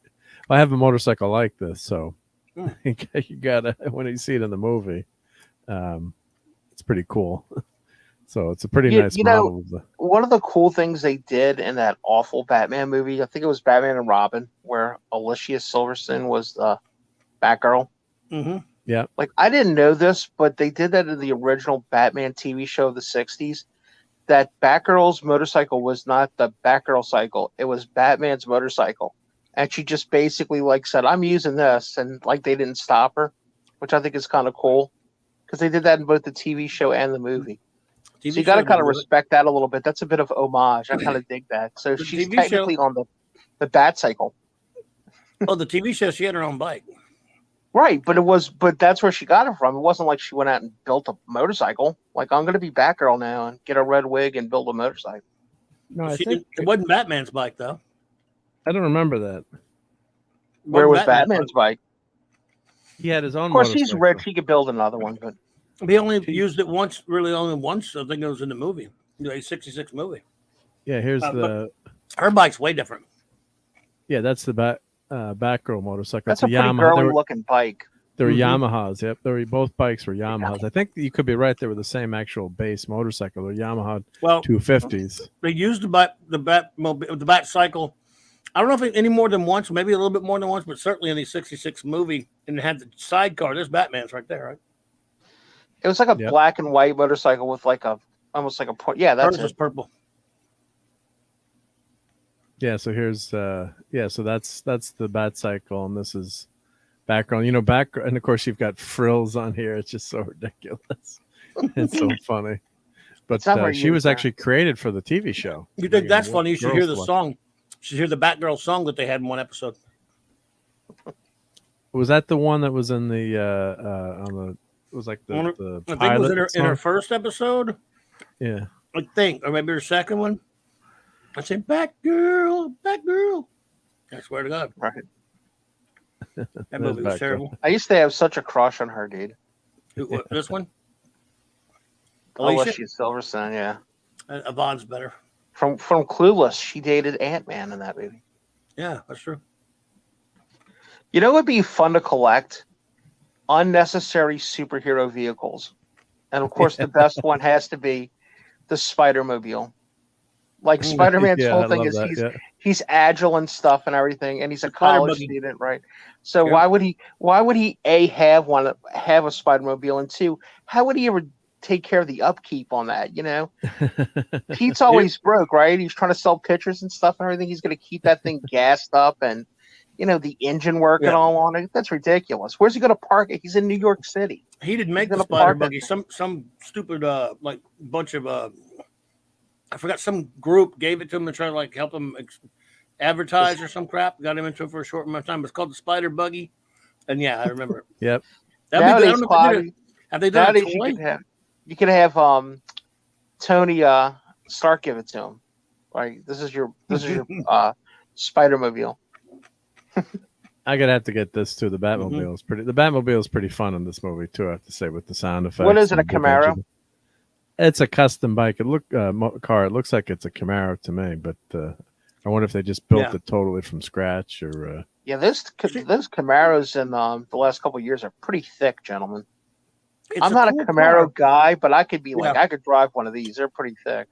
It's a cool car, but it doesn't really scream Batmobile to me. It doesn't. Yeah, no, you're right. But it was pretty fun in there in the movie in that scene. And this bat cycle, I got to get this with the action figure. Anytime, the Supermobile, yeah. But yeah, anytime you can get an action figure, thank you, superhero Phantom. on There a you motorcycle. go. Sorry, Spider Yep. Buggy. Spider wasn't it the Buggy? But yes, it was given Spider by an Buggy, auto in promotion for them. Thank you. How cool That looks pretty cool. I gotta have that. All right, that's on my birthday list. You don't need if this. my kids are watching. No, you don't need this. Is this just a figure that comes with the bike, or no? It's just. I don't know if you got to buy the figure separately. Probably have to buy the figure separately. That's normally how it goes, right? See, it looks actually pretty cool on there. So I was surprised. Yeah. Oh yeah, just the bike. Yeah. Batman's we were talking earlier, the Batman cartoon from 2004. How it just wasn't a good cartoon. No. But one of the worst things about it was Batman didn't really have any cool vehicles in that. If you remember right, he used to fly everywhere. Do you remember that, Clobby? Yeah, I didn't watch a jetpack with wings. It was terrible. I didn't watch it much because even though he looked, I could get used to the way he looked in it. The villains looked horrible on that show. Oh gosh, the Joker with the longer arms and the straight jacket, the crazy hair and shit. It's like he had dreadlocks. Like you would escape from Arkham Asylum and leave your straight jacket on. Doesn't make any sense. I couldn't watch the show. It looked terrible. This doesn't look bad to me. I got to admit, I don't like the overwrought costumes. I never do, but it's an okay figure. I wouldn't buy it or anything personally, but not bad. I guess I'm just gonna have to learn to love the all black because that's all I'm gonna get. Not me. Because we'll see this. That's almost a little grayish, probably very unintentionally. Don't they have sort of a grayish looking one earlier that we saw? Yeah, they did have like a gray. Yeah, the car one. That's a 4-inch one. I'm trying to find my. Trevor, I think so. I think you were right, Trevor Cunningham. Good to see you. I will tell you this. The one good thing that comes out of this movie for me personally is, and I'm ashamed to admit this, I've never read Batman Year 1 and Year 2. And even I have said it's the last of the, I'm sure it's because I got it from somebody. It's not like I invented this, but, it's the last great Batman story of the Bronze Age. And I like what's his name too. So I need to go back and read those, man. I'm kind of really excited about it now. I like Batman Year 1, but Scott did a lot of damage. But there's an animated adaptation where they made it look just like the art. That's pretty cool too. I don't know if you've seen that. I do like when they do that kind of stuff. She looks terrible. This is better though, covering her whole face like she had that silly mask that went across just the under her nose there. She looks like a mental defect trying to wear a surgical mask during COVID. So you want to wear that. You want to wear that mask should have been like that. Is actually, I mean, I don't think the figure is a great figure, but that mask is actually a better mask than what she had. What's another pick? What's the pick you said this before this? She's a lot curvier in action figure form too. What was that picture you just showed before this shot? Was she's jumping off of something? Oh, right here maybe, or no? It was a different. It was when she's jumping off a building or something. Let's see. I don't see it on this one. Let me go back. Let's see. I don't see that one. Well, this is the travesty. The Riddler shouldn't have been called the Riddler. Like, could you imagine buying a kid this action figure? It's like, no. I mean, at least you could buy him Batman and he could play, with Batman. But this is super, are they? I'm not joking when I ask this. Are they trying to make him look like the Zodiac? Yeah. I don't know if you guys are like, okay, but the whole drawing thing and the mask with the cover goggles and stuff, it's very Zodiac. Okay. And he admitted it. No, Matthew Reeves says he's highly influenced by Seven and the Zodiac. Yeah. Oh well, that's exactly what you want to bring in a comic book movie. Yeah. Mm-hmm. So I mean, if they called it, Mark, maybe I'll let the kids watch Seven and Zodiac. Yeah, because every 14-year-old should see Seven before. Yeah, exactly. Good Lord. And then they covered, and they said the Saran wrap was used to prevent DNA from polluting the crime scene. So that's why he's all. The actor, actually, I found an article and I read it, and if I dig it up again tonight. So these guys did care about what they were doing, It's just totally the wrong direction. So when you read this article, they were, committed to the character, but just, if they called it like Anarchy or, someone else, it's Right. still super creepy. I don't Vengeance. like that direction, but they didn't have to do this getup. They didn't have to make the Joker so creepy. And he didn't have to, spoiler, minor spoiler, he does kill people. So, I mean, that's not, so that's one thing I didn't like, having, it's one thing to have like criminal mastermind and different plots and the jokes, but he's actually is like a serial killer in this. He is a serial killer in this movie. So he is one. Phantom Outsider, it is a lot like Hush because they took all kind of crap from Hush for this movie. Yeah, good point. And it's interesting that Frank Gorsha originally wanted to wear a garbage bag as the Riddler. And the 60s, Oh, they're he like, did? Yeah. no, of course not. Wear a garbage bag. Come on. Well, the one thing That I was did good like was the Batman's not killing people like crazy. Like he did in the other movies, where had the car that had machine guns and storming people off buildings. So Batman, I guess these are non-spoiler. There's a car chase and some cars crash. That's not giving away anything. Those but people he's died. not killing. Maybe you don't know. You don't say anyone. But like this is a creepy. Like imagine giving a kid an action figure with weapons in it and duct tape. I mean, come on. Yeah, but now the Snyderverse Batman did shoot people, right? Or was that a dream or something? That was a dream, right? Okay. Dream, but he did run over people and slaughter people with the Batmobile. But Superman did kill somebody, and that was unnecessary. There was no reason to stab Zod's neck. Come on, the only way you're going to stop him from burning up a bunch of family members is by breaking his neck. You can't like point his head up or down or something, or make him burn himself. That's a little silly. That's all I'm saying. Well, Superman would have found a way, yeah. Precisely. The real Superman. Well, that wasn't Superman. Yeah. And look, something about this movie tells you where we are as a society because rewind back to 2008. The Dark Knight was coming out, right? Yeah. Not a movie for kids. No. You can't market that to 8-year-olds. It's just not for them. But it's not called Batman, at least. But it's still, kids can see there's a Batman movie out there. So what did they do? In a pretty smart move by the people calling the shots, because at least maybe there was some adults involved, they said, well, they made a cartoon. And I'm not just saying this because I'm biased, because I love it. Even if I didn't like it, I would understand this. They made a cartoon called Batman, the Brave and the Bold. And they, so at the time when you're coming out with this movie in the theaters, that's huge for, younger people and young adults and so on. You have something to sell the kids that can sell your toys, that can market to the kids as a cartoon for the younger kids to watch. Mm-hmm. So, and because you can't bring kids to see this thing. And then, but a few years later, when Man of Steel comes out, did they do the same thing? No, not like they gave you the kids nothing. And now here we are, same deal. I'm going, it's pretty disgusting to me that you've got a movie in theaters with Batman in it. And you can't, little kids don't know. You can't bring an 8-year-old and go, Mom, why can't I go see a Batman? Why can't I go see Batman? Good question, kid. A character that was created for children. And I'm sorry, Bat Bros, he was. Just like Superman and all of them. Yep. And if you can't bring a kid to see it, it's pathetic. And there's something really wrong with us. And the thing that was so brilliant about Batman, the Brave and the Bold, which like you said, it was there to sell product. What was so brilliant about it was, and I don't know if you even know this, that show spawned more Batman toys than any other show, with the exception of Batman the Animated Series, because Batman the Animated Series ran for so long.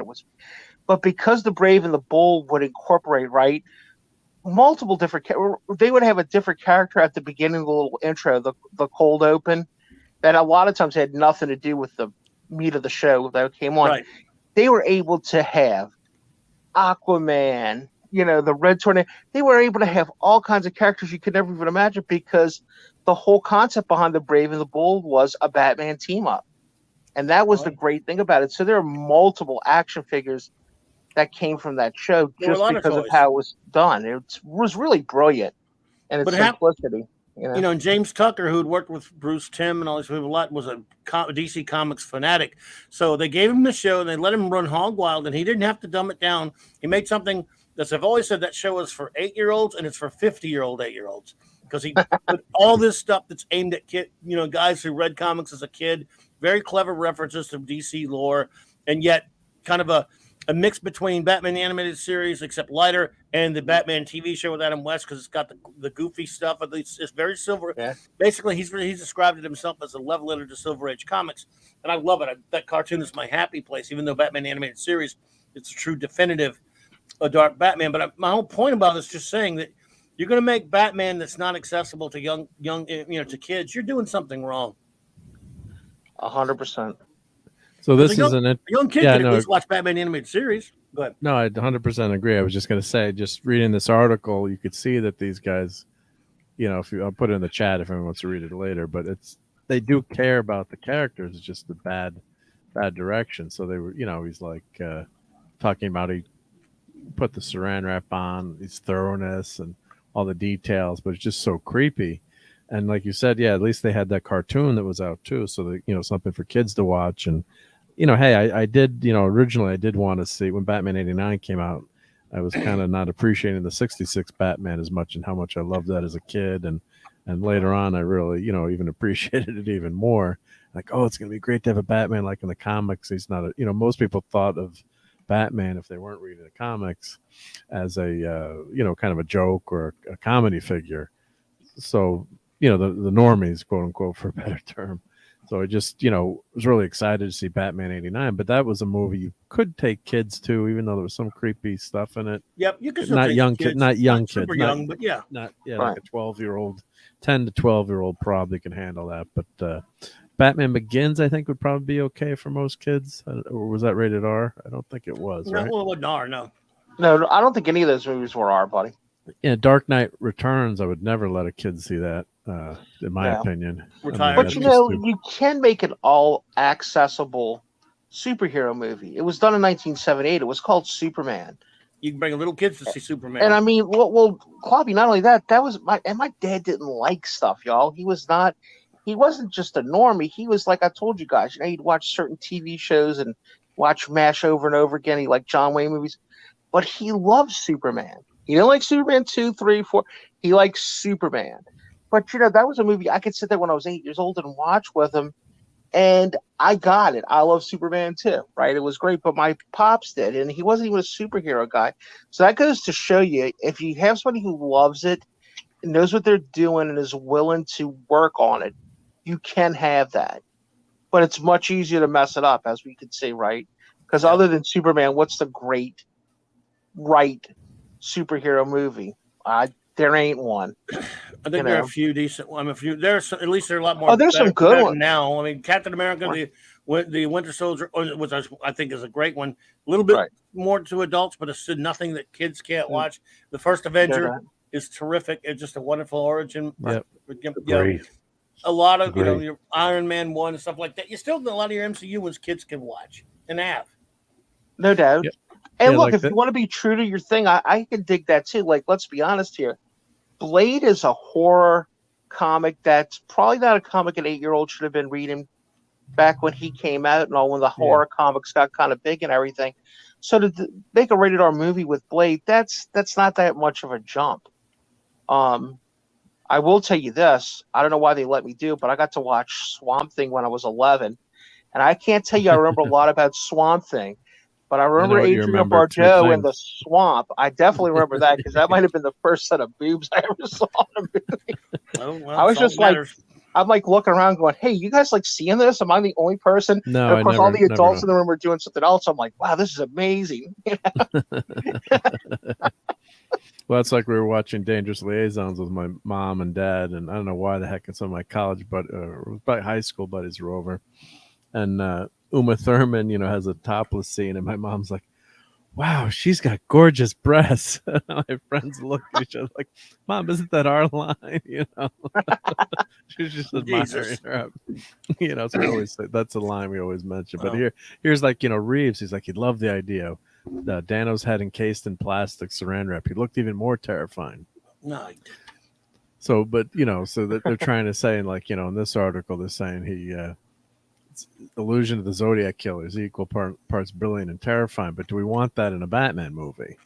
So, so that's that's part of the debate. So I thought if you were going to make an adult movie, maybe that's okay. But do you want that in Batman all the time? I don't think So hopefully with the non-spoilers, that there is a nice speech at the end where he's talking about being a more uplifting character or a symbol of not just vengeance, and hopefully they'll take it in a more upbeat direction, because this movie is it's a downer. I mean, as much as I love some of the scenes and the cinematography and the theme is great, the music's great, it's almost like a Jaws kind of scary theme.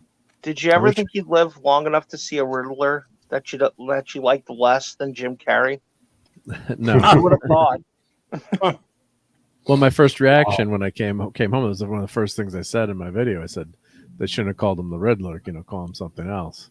Exactly, because other than the fact that it seems like he has some pretty crappy riddles that even I could figure out without Google, that he's not really the Riddler. Yeah. So, gentlemen, I haven't seen this movie, so I'm probably just gonna No, we're not talking about it anymore because no Pat spoilers, hasn't seen it either. Yeah, we're done, Brad. No, we're not doing spoil. I was just mentioning thematic. Just I'll tell you what you should see. Oh, God, I'm sorry. Well, I was just gonna say, just the we're talking about how kids can't. I wouldn't take my young nephews to see this, or because we're looking at the toys before, and nice Mustang. So that's when I cut out, Maddie had she vomited. That's why she woke up. But when I cut out, Mark, you were talking about being a gearhead and being into cars. So I thought I would show you my daughter's toys. Is that a 66 or a 60? It looks like a 66 to me. That is. You're kind of blurry, but it's either a 65 or a 66. I think it's a 66. Yeah, Mustang people know that. Yep. Hey, is that the Love Bug? Is that Herbie? That's the Love Bug. It's the kind of, you back it up. Under 99. Kind of blurry. I can't see it, but yeah. These are Maddie's toys. Nice. Cars. Maddie loves cars, and her first word other than mommy and daddy, and the word she still says most, is car. And then what do you think her favorite movie is? Cars. Cute.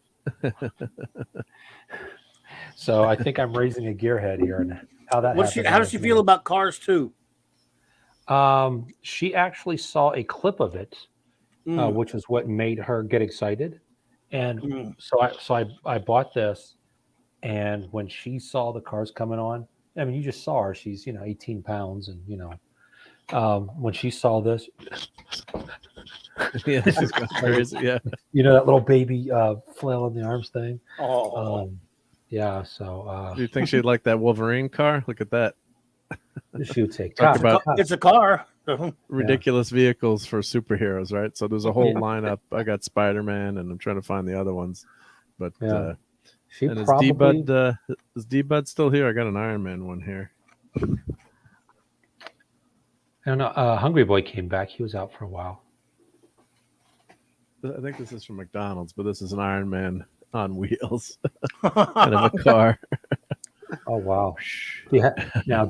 So we got to ask the question: do you have the Thor scooter? I'm not making this up. What's the Thor scooter? There is a Thor action figure that comes with a pink scooter. I am not joking. You can Google it. It's like a Vespa. It's like a Thor Vespa. It is the weirdest, and it's pink. For some reason, it's pink. Have to add that to the collection, Steve. Useless superhero vehicles. Oh my God! Yeah, you found it, didn't you? Yeah, here we go. Here, the Thor, the mighty Thor. Let me see if where is that? But I want to get a better picture of it. It just says it's just our cartoon picture. Let's find. Oh, here it is. Yep. Oh my goodness gracious! Nice one. Inconceivable. Inconceivable. Here, let's go back one. Yeah, I don't believe it. I can't believe you guys didn't know this. No, I didn't. I learn everything. Learn a new thing every night. Bobby, Pat. Did we lose? What? No, I didn't. Did we lose Lord Thoth while I was gone? Yeah, he had to oh. head out. Yep. I may have seen this before, but I'm not sure. Man, that's an old one too. What the heck? Oh, cool! Pink. Captain I America. would love that. That's great. I was gonna say that would be fun. Can you That's maximize crazy. that? Oh my God, Pink. You Why like does Pink, Thor Steve? need- I like Pink very much, Lewis. So I changed it to Lewis. That's awesome, Soul Assassin. That's so Friction funny. Drive. Yep. Look at that. Why would Thor need a pink? Who drew that? It looks like it was taken from the TV show. Well, they had like Lynn Mortimer and other Oh, guys who Marvel. used to look ad agency artists trying to make the costumes right, at least I guess. Oh, it is Mark's Toys. That Mark's Toys for your youngins was one of It's the Marx, biggest toy yeah, it's from the manufacturers Marx in the company. world. Yep. Not Karl Marx. It was Mark's Toys. They made the big wheel. And Not actually, my Groucho, dad, not Groucho either. not Groucho. My dad actually, from 1968. So, so my dad actually knew Mr. Marx and actually right, you told wrote me one of about the that, first, wrote one of the first checks for his new company. Johnny West. Yeah, look at that. It's Fiction Drive. Come on, Dad. I wanted one of these. Why don't you get me one? But Mark's Toys was Because it's massive, pink and he didn't want any massive. rumors started about his son.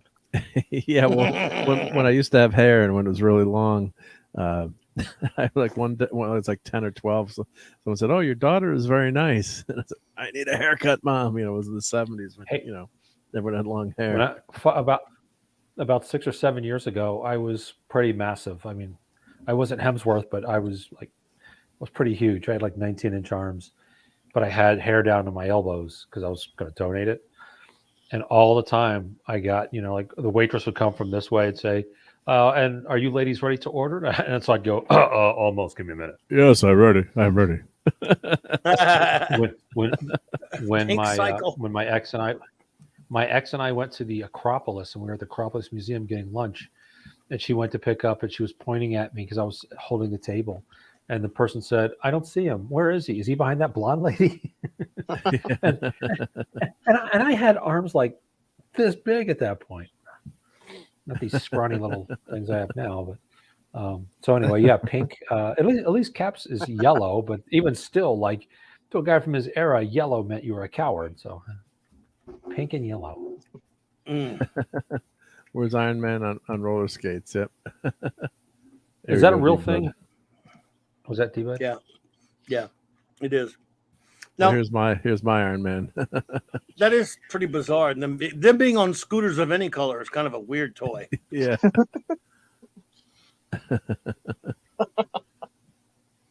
Yeah, learn something every day. That was a good call, Steve. Yep. Yeah. So here's some panels of Iron Man on roller skates. I thought that was There we go. I'm 2 for 2 today. I pointed out that we weren't on the air yet, and I found here we go. Pink, Spidey it comes in pink. Why choose pink? Why not? Why not? A scooter's bad enough, but pink. Yeah, it was probably a financial decision. Like this, the plastic supplier was probably saying, "I got all this pink paint I can't get rid of. I'll cut you a deal if you make it pink." I don't know. Why does Spider-Man need a shield and a double-barrel laser gun? But they gave it to him in the Secret War action figures. So. Yep. They used to have, He even has a holster on the side of his leg to put it on.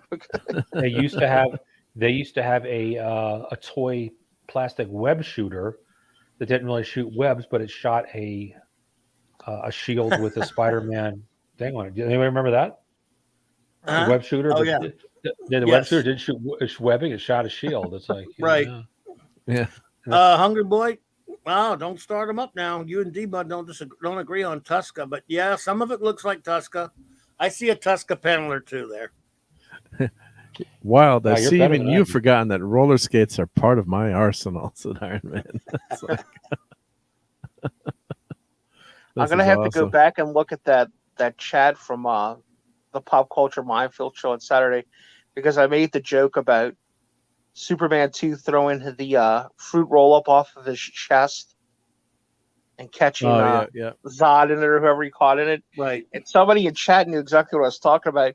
And he went on this like 3 or 4 chat chat section rant going, "Oh yeah, that's so and so with his stupidity," and I'm like, "Oh, I didn't know anything about this. I'm gonna have to go back and read and see who this is that he's talking about." Everything, because I just thought that was so weird as a kid, and now as an adult, it's just so ridiculous.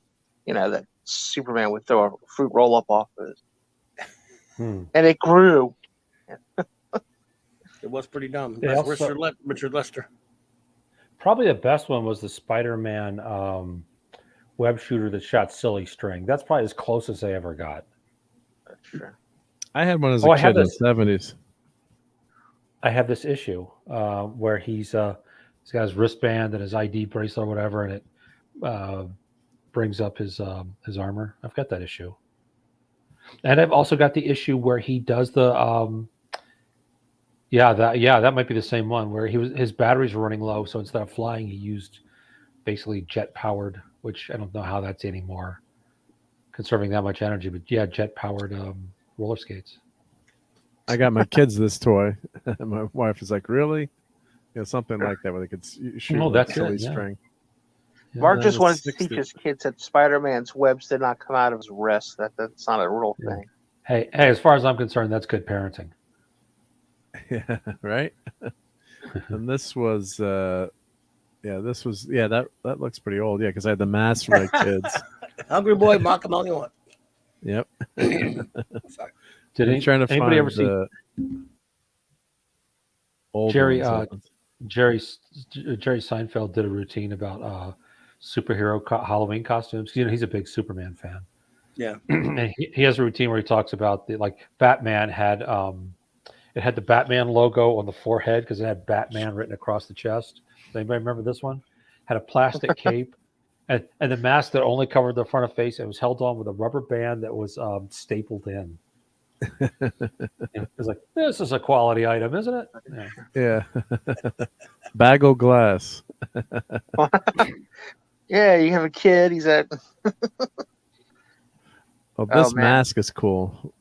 I got my kids have I got them something like that. I'm trying to look for the one for two toys I had as a kid in the 70s. It was one of them was like a Spider-Man play set with the city, and you had like glue that you would actually make string, and it really didn't work, but you would could make webs in Spider-Man City. It was like kind of like crazy glue or something. That's pretty cool. Totally nuts. Yeah. Sent you a picture you might want to show along these lines, but a little bit. Thank you. But Yeah. these are this is amazing stuff. These are new. These are all newer, but let's see. Yeah, where's the web toys? Yeah, so they had the old stuff. Yeah, there were some really old toys. What if I put in 60s? See if some of the really old stuff shows up. What you should really be watching, so that Batman movie, Steve, is Picard season 2 just came out. Sorry. Hobby, you don't even have to do the fake snicker. When you drew your breath to make that sentence, I knew that your tongue was in your cheek. Tongue was practically poking out of your cheek. I How sat many through the years- whole first time. I've known you for what? 10? I've known you for 10 years now. 10 since years. Since we were both 20. Oh, okay, yeah, we're 10 so, plus 30. Hey. I'm still in the workforce, buddy. There is such a thing as age discrimination. I'm 40 years old. I'm 37 years old. I don't need to repeat myself. Yeah, actually, Clobby, Tosca did some pretty good artwork on some early. I like his Iron Man. Yeah, his Luke Cage Power Man stuff was pretty good too. You like that? I was looking at some of that recently. I did. Yeah, I got the one with the fish guy, the fish man, whatever. I was learning how to draw by looking at some of his artwork. It was okay, but maybe it's his name that does it for me. It's called George Tuska, and all those people look like they have tusks. I always think of that Fleetwood Mac song where they had the marching band. I don't know that the marching band refused to yield. This never worked. Sorry. The section cut. That was a good one. It's a good one, Clobby. Yeah. What are we looking at here, Mark? Spider-Man commercial from Web Shooters from 76. I don't want to play the whole thing, so I don't get Made zapped. from real asbestos. Yeah, What but see, the like hell? it never worked. I mean, you tried it as a kid. It's like good to go, like getting that suction cup to actually shoot. So that's what that toy that they're advertising there. Hey, Pat. Yeah, the web shooter. Johnny Storm's first costume was made of asbestos. Mm. Yeah, asbestos was in Remember, if you everything. read back far enough, yeah, he was. But, Yeah, yep. Before unstable molecules will come. Yep. before unstable molecules were. Yeah, that's right. Now, I Let me will find tell that you this: download the here. one thing I remember from the '70s, but they went well into the '80s because I had them then too, was, and I was very finicky about the ones I got and wanted, were Underoos. Do you guys remember Underoos Oh yeah. and the Oh, yeah. superhero? Now you had to get the I was right too ones old though, for because them, like but I remember them. if you got Batman, you could get the gray Batman with the black bat, or you could get Superman with the Superman logo. But if your mom got you the Hulk ones, you would think it'd be like, oh, cool, it'd be a green shirt with like Hulk muscles on it. Nope, Hulk all over the shirt, and white undies with like green trim around it. Those are not the ones you want. I want ones that actually look kind of like a superhero. That's it. How often did you get beaten up when you were wearing that? Yeah. Well, they were underwear, Steve. I didn't wear them outside a lot. Oh, I'm sorry. I'm sorry. Oh, that's right. You did say underwear. My I'm sorry, parents might have went to jail if I reading- was walking around the mall in my underwear. For God's sake. Oh, not back then. You probably could have. That I've is seen- true. I mean, you live in New Orleans. Well, New Orleans is different, but I guarantee in Baton Rouge, and especially in places like Walker and Denham Springs, grown adults wearing pajamas and their kids wearing just a diaper True. and nothing. You guys could go to else. school without shoes on, man. That's right. Wow. Underwear that's fun to wear. Right. Mm. Oh, let me show that. Mark's picture looking to see Clobber which Tom ones sent. he had. He's trying to remember. Spider-Man was cool. Spider-Man had a spider on it. Hulk, not That- so much. You had to Thor, have nope. those. Thor is Thor. You couldn't have the cool blue shirt with the 6 disc on it. That would look really neat, but nope. Yeah, No, we had Hungry to. Boy. I thought the underoos were the full body pajama Or they? onesie one piece things. mean, That's what I thought. Underoos or are no, underwear. No. I take it back. Underoos were 2 pieces, I think, because you could match. You could match when they had the animal theme. If your kids couldn't match their clothes, you would take the horse. The top the tag had a horse on it and a horse bottoms and put them together and they would match. Although, if a kid's not old enough to know if his clothes match or not, who cares about what kind of pajamas he's wearing to bed? I mean, who's judging this kid? Remember in Captain America: Civil War when Iron Man called Spidey Underoos? Yep. We'll show underoos in a second, but This is my buddy yeah. Ross for the Super Team Family blog. You were talking about the Spider Buggy and the Supermobile. He That's teamed them awesome. up in this one. Remember the stupid There Supermobile? we go. But wait. Wasn't that necessary? Because I remember having a toy like that, but it came with kryptonite, like a piece of raw kryptonite, and he used that vehicle to protect him from the kryptonite. It Yeah, but when shielded this him. vehicle was first created for the comic, it was done because so they could make a toy. They put it in the comic first because they knew the toy was coming out. And this Earth's, I have that that comic, and the Earth's sun had turned red for some reason, right? So he lost his powers. Is that the storyline? And there's this. I don't think I have the Supermobile anymore. I don't know if I bought it when it came out or what. This was the late I wish I 70s, had early that, 80s. I can only tell you this: as a kid, that was a really cool toy. That's all I could say. Mm-hmm. As a little guy, that was a lot of fun. That's probably all anybody could say for that. all those vehicles. I don't understand why they have to have a vehicle for everybody. Just They did sell sell things. toys. Sell a toy. Sell stuff, yeah. Why not just The sell thing- Why not just sell a regular Superman toy? Now for example, Hot Wheels is so hard up to do that. They make toys of characters that don't even have cars. They have like a thing. They have every character has thing. I have a thing airplane. I showed you that one, Mark. Look, the guy. There we go. They'll just Like put a superhero on a damn card for the hell of it. Yeah, so Is I'll that buy Spider-Man? it's Magneto, because Magneto needs a Magneto. car. Yeah. There we go. Yep. It's run Okay. by magnetism. Right. Mhm. Come on, camera, focus. You will focus. But There you anyway, There it goes. That's focus. Did you ever see the episode That was cool. of the Fantastic Four cartoon where they defeated Magneto because they made a wooden gun and it drove them crazy? Yep. That was one of the Herbie ones. Yeah, Knievel was That was a Herbie episode. Yeah. Yep. I guess that's a dig, Clobby. I'll take it though. What? That's a Herbie episode. No, it wasn't Herbie. No, remember? I'm sure it was. Remember the FF cartoon with Herbie the Robot and Sunday Human Torch? It was that series that happened. Yeah. But They didn't want kids to molt themselves. Here we go. There's the Underwooders. I didn't have Wonder Woman. I didn't have Batman and Robin, but I could pull that off. I did have Captain America. Superman. I had definitely the Superman. I had multiple Supermans. I think for some reason I'm glad I'm too old to have had these. Yeah, you could get a Joker one. I always had a Robin costume as a kid too. So Actually, Clobby, you can get them as adults now. They have them in those boxer briefs because everybody has to be a child now. Noted. Yeah. Julie noted. Underoos. Underoos. Yeah, I'm not going to show too much right now. Jesus. Oh, there's a bunch of old men online looking at kids in their Underoos. Yeah. You find Victoria's Secret now. Yeah, go look at girl. That's okay. Yeah.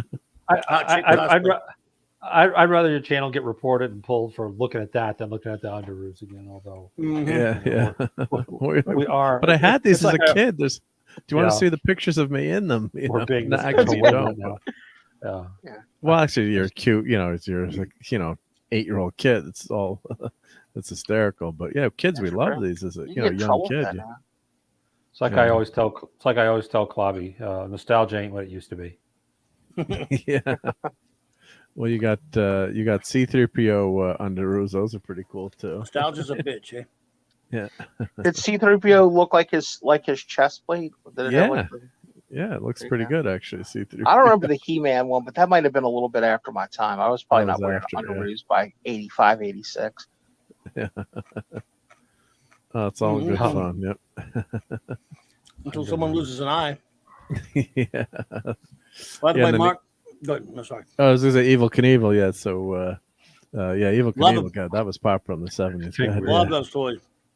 Yeah. Yeah. Up at Snake River Canyon. Yeah. Didn't he have an Evel Knievel cartoon? There was. It was also a movie with George Hamilton playing it. Remember that? I do not. I was not that big of a. I saw that in the theater in the 70s. Everyone back then, everybody couldn't wait to watch him jump over Snake Canyon, and the Caesar's Palace. Remember that? I thought he didn't make it across. Yeah, I think something happened. Well, he knew he was going to not make it, so he hit the eject button. about halfway through, I think. So I remember the we couldn't wait to watch it though. Yep. I'll say that. I remember during that time watching the Carol Burnett show, and they had who was the guy from Wonder Woman that was on the Carol Burnett show? Tall, handsome guy. Lyle Wagner. He was a regular. Lyle Wagner. All I could think of was Steve Trevor. Yeah. And they had him. They had him playing Evel Knievel, and Vicki Lawrence was playing his mom, and he said, "You got to help your brother get a job. What about poor Medieval?" And everybody laughed, and instead you're like, "That's a stupid joke," Yeah. But it was everywhere. It was everywhere at the time. Yeah. Hobby started where I remember the Evel Knievel toys because my cousin gave them to me, but I was more of that was a little before my time. I was more of a Super Dave Osborne guy. I was 21 at that point. Dave D-Bud. So wearing my underoos got me a lot of funny looks from people, so I stopped. That's Smash Up Derby. Oh, that was a fun set too. Anyone remember Smash Up Derby like Trevor had? Oh, wow. The cars. That was a lot of fun. The car would pop off, like the roof would, or the hood would pop off, and then they the car snap would fall back apart, together. but you could snap it back together. Yeah, wow. that was fun. Yeah, let's see, Smash Up Derby. I think we're gonna head out. We'll take advantage of starting late/early again. We'll wrap up in a few minutes, but let's show the Smash Up Derby. Oh, that was so fun, the Smash Up Derby. When are we going to review T-Bud, that was really cool. Comic. Oh, yeah, we can talk about the Thing comics, too. Yeah, let's talk about those. Yep. But Let me first, show this. what you got? Let's show this Smash Up Derby, and I'll show some good old Thing comics. But just because Trevor, I love these blasts in the past. So yeah, so that was you'd smash the two cars together. Yeah, and they had Whoa. and you pull through the string through the top. Oh, of the yeah. plastic, Oh yeah. and then they'd pop How'd up. you do with that? That looks like definitely could put somebody's eye out on that. I was the 70s. You didn't need eyes. That's true. Open your mouth. I'm going to shoot this Battlestar Galactica torpedo down your throat. Yeah, kaboom. Yeah. Yep. Boy, that changed the world, didn't it? Yep. Yeah. And you still wear them now, Cloppy? Well, I would, but an underoos wouldn't fit one of my fingers, so it'd be like, it better be a glove to me now. Yeah. Boom. Yeah, so let's talk about that Thing comic. I'll pull it up though. So, Mike, you want to talk a little bit about what's happening in Walter Mosley needs. I'm not going to be mean to him. There's a comic that an actual new comic. It is weird that we're reading a new comic. Well, you write new comics. I don't, so it's weird that I'm reading a new series. Other than the one I'm looking forward to, Astro City. But it's the Thing, so we make exceptions for good old Ben Graham. And there's a 6-issue miniseries currently running now, 4 issues of which have already been released. And then it's written by a famous author he's famous to most people, Walter Mosley, who is a big time Fantastic Four fan. He's the guy that helped get Maximum Fantastic Four #1 printed, but he let them use his own copy of Fantastic Four #1 to make that book, which was a great book about the FF #1. And he's an author, and he loves the FF, and he has this new story, the 6-issue miniseries. They say it takes place in a classic era. They don't nail down exactly when it's taking place. It's obviously in the mid '80s. Well, sort of. I mean, because some of the things that we're seeing, and this guy, for a guy who's been a fan of the Fantastic Four for 50 years, who loves them, and is a writer and a professional writer who's written well-respected novels, he does not know how to write the Thing. And his plot's stupid. It's like, and this has happened. It's not the first time this happened. Like some well-known authors made a foray into comic books or whatever, and then wrote it like just took the character, said, I'm just going to write them in a way I want to do it. J. Michael Straczynski, who's the great creator of Babylon 5, never could write any established superhero comic characters. And yet he had a comic book writing career all throughout the 2000s. His Thor stuff was boring. Oh God, I've heard that. I haven't read that, but his Spider-Man was terrible. And don't waste your money. I've heard that. And it's terrible. And his DC stuff sucked. And I've done other good things, but so Walter, wow, man. I mean, Mark, the art is abysmal as well. But that's I do like this cover, but I don't think the guy did the. Well, some of the covers are nice. Yeah, the cover is not bad. But this story, good God, man.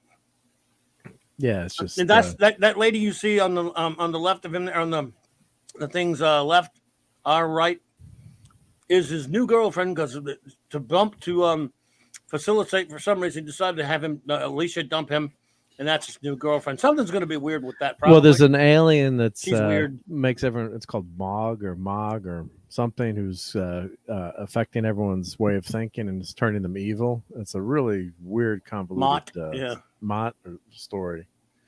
So that page I don't mind. That's kind of cool with that silhouette. But so it's Mosley, Riley, and Bellari. I'm not sure how you say his name. But and that's what Tom Riley. You notice how it says color artist? Yeah. So anyway, interesting. Yeah. So go ahead. Sorry. No, just show a few. I don't want to show. Be careful here. I don't want to show the new comics. I won't show all the panels. A little bit if you want. Yeah, I'll show a little bit. But what are they gonna do to you? Yeah, clobber me. But I mean, this issue is just. So I guess they're getting attacked here, and they're trying to arrest the Thing, and they go away. So the art, I mean, I guess I could. Some of this isn't bad, because some of his panels are really. Yeah, these aren't too bad. Once you get into the style of the artist, you're not too bad. Yeah, wow, you showed that. Things in bed, yeah. So the thing. Yeah. Yeah. So there's Like we don't want to. Oh boy. So the, really the, strong the bed. thing that the champion comes back.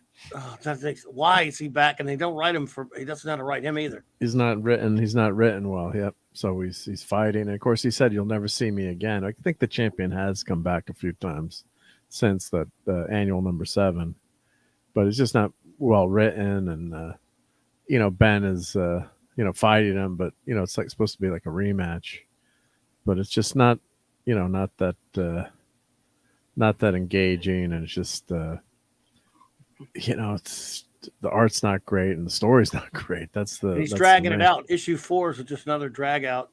But the first 2 issues were way worse than these 2. They're not good either. But yeah, so it's really not. It's just not good. It's I'm just going to close this for a second. Oh, just to say, hey, everyone, at least I'm reading a current new comic book. I mean, you'd think I would you? Yeah. So you'd think that it would be really, really awesome. And then there's this girl that's trying to set them up. The Thing. He's trying to set her like it's a dating service. And, I don't know what her deal is. She's going to turn out to be bad. Yeah. So this is, the champion, but that art is not doing it. What's that monochrome, huh? Yeah. So it's just not lazy crap. Yeah. So it's just not good. It's just, to be continued. Story. That cover's James, pretty good. Captain James T. Walker. Captain James T. Skywalker says, "Time for us good childrens to go to bed." And all right, Captain. Good night, Captain. Good night, thank sir. you, Captain Skywalker. Thank you again. You always say such kind things about Maddie, and I do appreciate it, sir. And I'm glad that you're here on this stream on Sunday nights. He's one of the loyal members. Yeah, that's always here. Take care, Cap. Thank you, Captain. Have a great week. Yep. I'm glad to have friends. Hey, friend, like Steve Mitchum. Stuck in your head now, isn't it? hang on a minute, Clobby. You have the power. This cover's not bad. Of course, aping Kirby. It's okay. Not great. I mean, the concept is kind of cool. It's not. Well, look what they're doing. They're stealing a Kirby collage. Kirby collage, yeah. So it's fine, hey, whatever. But this is Mott, yeah. So he's manipulating everyone. So it's a dark, depressing tale too. It's not a fun, happy-go-lucky. I'm just going to skip a few. This is Surfer. I hate this monochromatic coloring. Yeah. Yes, there's no depth to it. As Trevor's saying, there's no sense there of place yet. Well, all right, D-Bud.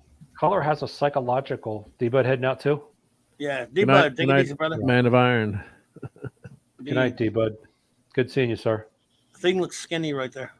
It's one of the problems that there's not really a lot of great coloring. And when I say great coloring in comics, I mean, you could use color to create mood and to manipulate the mind of your viewer. Painters do it.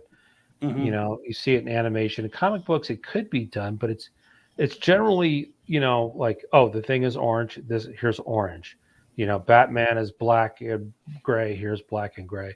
But you could use color to really create mood. And they don't really do that very much. And the worst of the worst is when they do these monochromatic, it's like a watercolor wash over somebody's inks, It's a missed opportunity. It's indeed. You're losing contrast. It's not bold. It's not drawing your eye specifically anywhere. It's just, it's a really missed opportunity. Black Widows. I get I laughed when I Wheaties. I laughed, but the art is just very primitive. I guess I don't know how to say it. It's you like it, maybe you like it. I kind of didn't mind it as much as more of the story. The bad story bugged me more. Put it that way. So I can kind of forgive bad art if I'm getting a great story, and I'll say, I got a great story. The other night when Bilbo, hey there.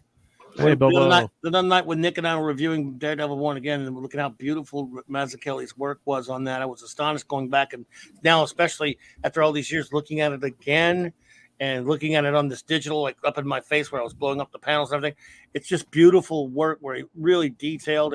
He inked himself, but the colorists, the two different colors that worked on that series were phenomenal. It was and there's so much detail, and even though he is going kind of an abstract Alex Toth type of an influence, it's just, it is so light years ahead of this stuff. It's not this thing right here, which is a guy trying to do a similar style to a Toth, to an Alex Toth, or to a someone like that. It's just this guy's in the nursery compared to Dave Mazzucchelli.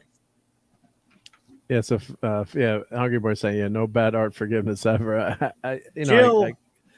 Hey Jill, how's it going? But what I'm trying to say is, if I'm getting a really good, awesome story, and maybe it's art that I don't like, not that I like bad art, but sometimes people, have different tastes or different, artists they like or don't like. So if I'm reading something, I really love the story, and it's not an artist that I like, versus, if it's totally horrible art, yeah, totally, it pulls you out of the story. But I'd rather have, what I'm trying to say is, as much as I love all the talented artists out there, I'd rather have a good, I could handle a good story with an artist I don't like, versus, of course, the best of both worlds, have both together. But I just if I've got fantastic art and a crummy story, just see, this really is terrible right here. Yeah, just a bad light. Yeah, it's terrible. Once It's there, I've seen. Go ahead. I'll say it's poorly laid out. It's poorly posed. Characters, the screen direction is not respected. Characters on the left and then he's on the right, and it's and then the thing is getting chopped up by a robot. Unless this robot's got adamantium claws, see, he's not chopping up the thing like that. This guy, when he does layouts of long shots of far off things happening, like for example, in a couple of things that happened in issue 2, I believe it looked pretty stylized and pretty interesting. But anytime he has to have a close-up action page with multiple panel arrangement, he's a garbage cartoonist. And he looked like he did this with his feet. I mean, he just rushed through this crap.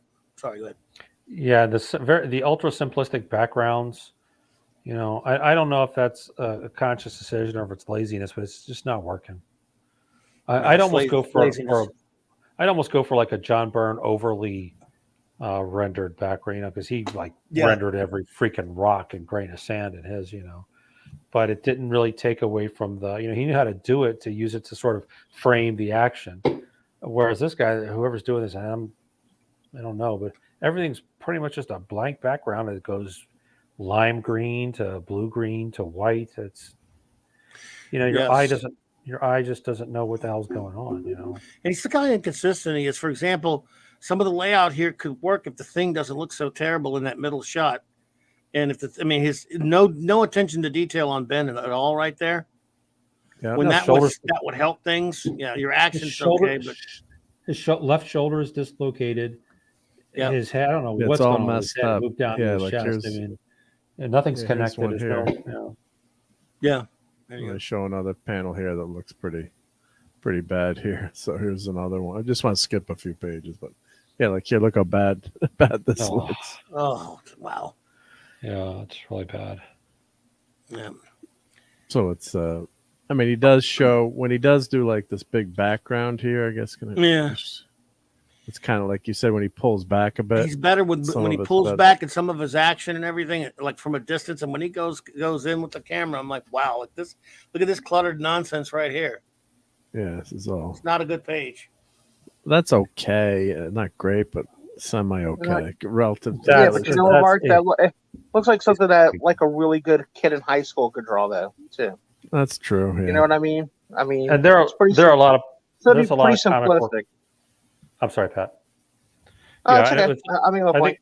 I think it's also borrowed. We've seen this. We've seen how many times we've seen Thor in that pose, or there's been a lot of characters that have been in that.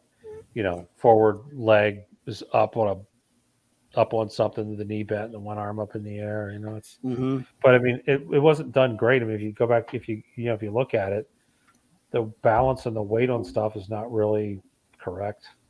You know, I'm being over. I think I'm showing off because Hungry Boy's here, but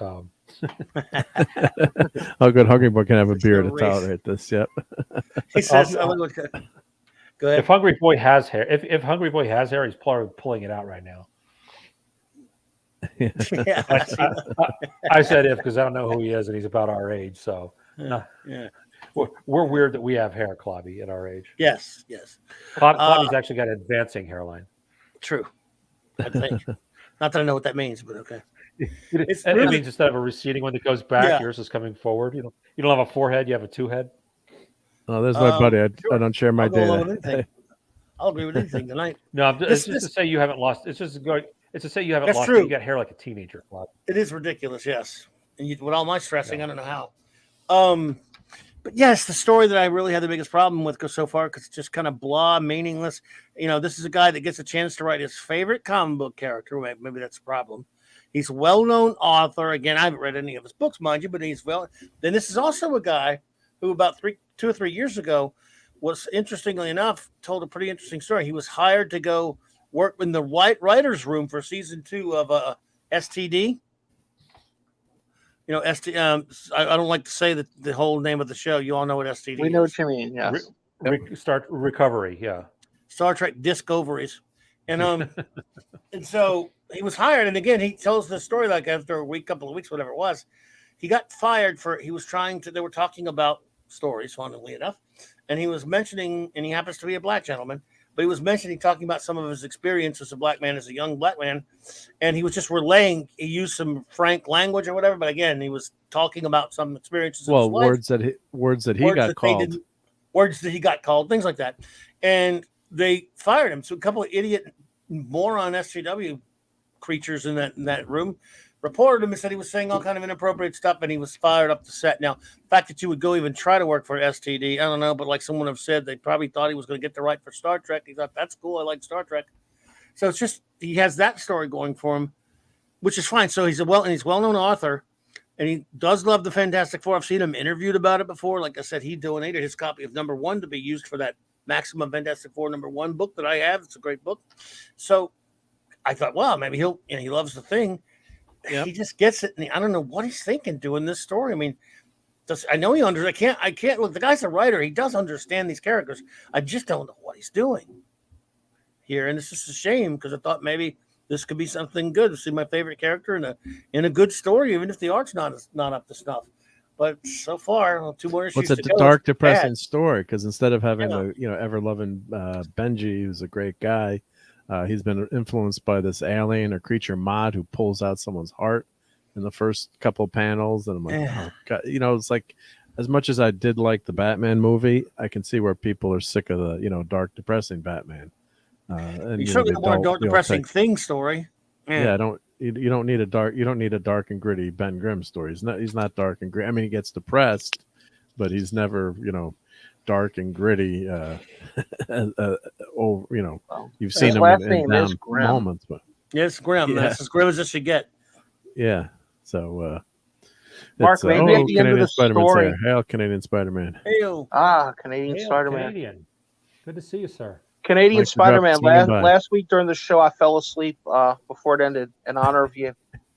We bored him. Yeah, I was like, is Pat okay? Did we say something to offend him? Did I snore? As long as I didn't snore, I'm cool. Well, a little bit so we could hear it. Just enough that we knew you were alive, so we knew it was all good. I hope we weren't that boring. Yeah. Yeah, no Josh Trank, Ben Grimm. Now, the other thing we could talk on a little bit before we head on out is P-Hard Season 2. Now, I'll just preface this by saying if you had erased Season 1 and Q had come back and snapped out of existence and they'd started the season with this, even though I didn't think it was a great episode, if they'd started it with this episode, I would have said, all right, well, not so bad. Let's see where it goes.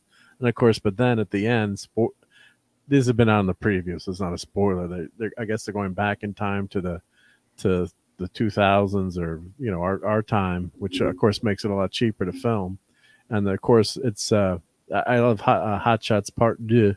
So this is going to be, I guess, First Contact Part 2. So the Borg ship. This isn't this trailer, so it's not a surprise. Borg ship comes out Who of. cares about spoiling this shit anyway? Okay, but I'm just if people, I don't think anyone wants to watch them. I'm just prefacing minor spoilers. So, but a Borg ship comes out and they want peace. So, Justin, you can't spoil. The truth. It comes pre-spoiled. Go ahead. So so the Borg ship comes out, and of course it's something they have to go in. I guess they end up in the past somehow, and Q is there, and of course, Claudia, you called it right. So Q snaps his fingers and said, "Oh, I see you've aged. I'll catch up." I knew he was going to do that. It's such a cheap joke, but yeah. And Guinan's in it, money. and she makes it. She says, "Well, I can age at different. I can control how I age." So I figured that was so stupid. She shouldn't even been in it.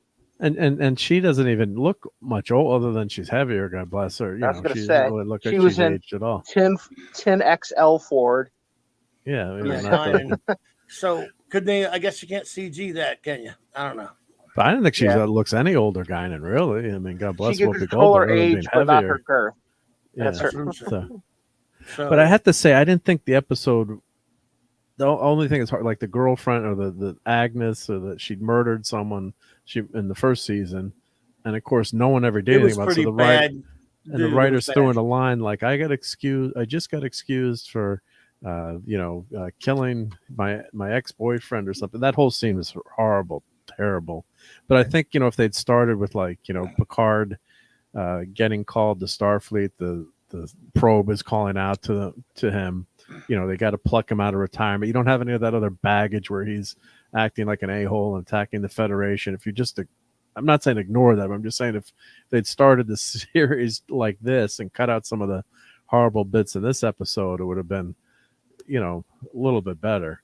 But and they're on a starship at least. All of a sudden, this pirate commander from last season is, a starship captain. With a stogie. This guy's smoking a stogie on the bridge. Yeah, how are you able to smoke a stogie on the bridge? Yep. And they're a little bit too casual for my liking too on the bridge. But if they had done that, at least start with Starfleet. But it's going to be a train wreck, I'm sure. Dude, this is garbage, man. Let me tell you something. What it did to me. I didn't think this was going to happen. It's been 2 years since the first season came out. After the first couple of episodes of STD, I dropped out because it's not Trek and I just hated it. But I didn't really care other than it was a piece of crap. But then George Abrams' movie was a piece of crap too. So I just laughed at him and go, "That's trash. Screw it." But this is actually a character from the real Trek, where an actor from the real Trek playing a real Trek actor in this, and in that Picard and a couple of other people. So I watched it at least wanting to see what would happen in the first season. Unfortunately, I knew it was going to be bad, but I didn't know it could be that bad. And it was one of the most horrific. Those 10 episodes of P Hard first season. Oh, it was the worst. One of the most horrible pieces of shit I've ever seen in my life. It's horrible. It was horrible. And the story was horrible too. It not even makes sense. Like, even if it wasn't, even say this was say the characters, you changed all the names, right? And didn't have, it was a Star Trek in the future, different whatever. It was still a horrible story. So watch the Red Letter Media takedown. That's what made Picard season 1 worth to watch, so you could enjoy watch Red Letter Media. Yeah. How they put it down. But what I'm not, I don't, I think Picard, the first season, was a travesty, but what I'm trying to say is I wish they had gone more of this direction, because they've wrecked the character, they wrecked the show.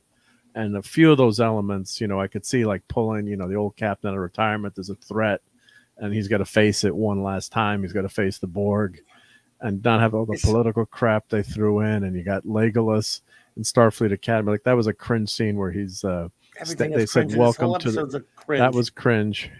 Well, yeah. So, and then Jill's making a point too. Yeah, she was under alien influence. I don't remember. Yeah, she did murder the person in cold blood who was. Yes, she did. That Maddox. Was that Maddox. Yeah, who was from Measure of Man, and so Jill's saying here, yeah, I know what episode you watched, but I thought they decimated Picard's history in this episode. It was bad. Look, dude. After watching that first season, I didn't think you could get worse. When I watched this one, I know it doesn't seem worse to you yet because it's only one episode, but I'm watching this thing. I'm going, wait a minute. After all that shit last season, you got the nerve to just start over like nothing happened. Yeah, that's what they're doing, I think. Yeah. But it's still all that shit happened. And the thing is, you open up and here is 99,000-year-old robot Picard, because he's dead now. He's in a robot. He's a dead person in a copy body. It's not even really him anymore. And this crap with his kind of hot Romulan friend at the beginning. What was the lady with him who's in love with him now? That was weird. I'm like, That was but weird too. Yep. she is kind of hot. I like her, but he just kind of blows that off. But he just doesn't let it happen there, and it's funny. My reaction last time when I was watching those first 10 episodes, I would laugh at it when I would get done. I'm like, I can't believe how bad this is, and it wouldn't really affect me other than how stupid it is. I would think about it a little bit. This episode was so. Oh man, I don't know, something about maybe I'm just a different person 2 years later. Well, I think I'm watching this thing and I'm walking away going, this is going to be even worse. They're just setting us up, trying to sugarcoat it so it doesn't seem as bad. And then we showed that they gave you that little trailer at the end after Q shows up, the little taste, look at what's ahead. And I'm watching that little that's gonna be a disaster. trailer, Yeah. and I'm like, don't think I could sit through that. I thought I could watch anything. I'm not kidding you. Before I watched that episode and that little trailer thing, I thought I could watch anything ever and just laugh at it, no matter how bad it is. I'm watching that trailer going, boy, I don't know if I could sit through another episode of this. I'm glad I'm not reviewing it like Doomcocker. I don't really know if I could make myself do it now. It looks, it's that bad. Do you think the last thing Q's going to do this season is turn Picard back to a human? Probably, but does anyone care? No. Do you think anyone almost cares? typed in Question. Star Trek P-Hard. No, P-Hard. because the character's been wrecked. So what I was trying to say is I'm not excusing it, but I'm trying to say is I wish they had started with just those few elements and gone, if I was writing it or, Joe was writing it, not wrecking the character, but just they had started with taking those few elements, like Q appears, the Borg appear, Picard's been retired and they pull him out. You don't have all this other garbage and this baggage and the ridiculous crew. And I guess if 7 is there, it's okay. But, the problem is, like you said, they started like almost like forget the first season. We're going to totally ignore it, that train wreck. And of course, the stuff with the synthesoids are now legal. It's like, come on, in the Federation in the future, you're not going to have synthetic beings or you're going to have robots everywhere. I mean, that's totally crazy too.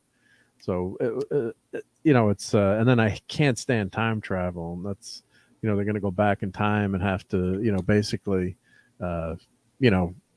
prevent the Borg from changing the past again, or someone changing the past again. It's like where Picard has gone before, I guess. So, but the problem is the goodwill has gone from how bad that season was and how poorly written it was. Like, if someone could explain to me why the synthesoids actually left the planet to go seek out Picard, I'll give you $10 because I got no idea after watching all 10 episodes. There's no reason. They never said. There was no reason for them to leave the planet. It was like, and then they pull in a being from another universe that can destroy our universe, some massive artificial intelligence, and that could wipe out our galaxy, and they just leave them be. I mean, like, so they actually, proved Picard wrong in that point. Steve, did you say you had to run, brother? I guess Steve's got to head out. So, yep. Thank you, Steve. Yep. Yeah, I hear some moaning in there, so she might be waking There up. you go. Yeah. Go check she the had kiddo, a fever buddy. last night, so yeah. So Take it easy, bro. Thank you, everybody. This is a fun stream. Please remember to like, share, subscribe, tell your friends, all that stuff. Let's make this channel grow because it's one that I really enjoy. Thank you guys so much. Steve. Take Yep. care, Take care of Thanks, sir. Hi to Maddie. Yep. Thanks, guys. Appreciate Thanks, man. that, Steve. Yep. Thank you. See, Mark, I see what you're saying. It's just that I think this. So I start like having like this this weird like flashback to how bad the first season was, and when I'm watching all this nonsense go on in this episode, I think the damage has been done so bad. 2 years of festering that when I'm watching this doddering old fool, I mean, he is painful to watch in every scene.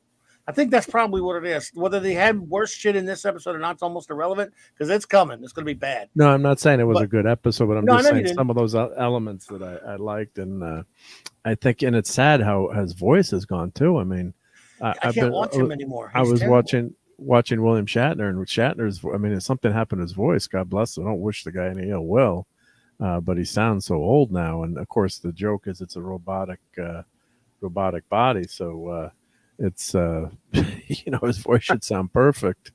And I made the joke like, hey, couldn't you made me 10 years older and give me some hair or something, or if you're going to be a robot.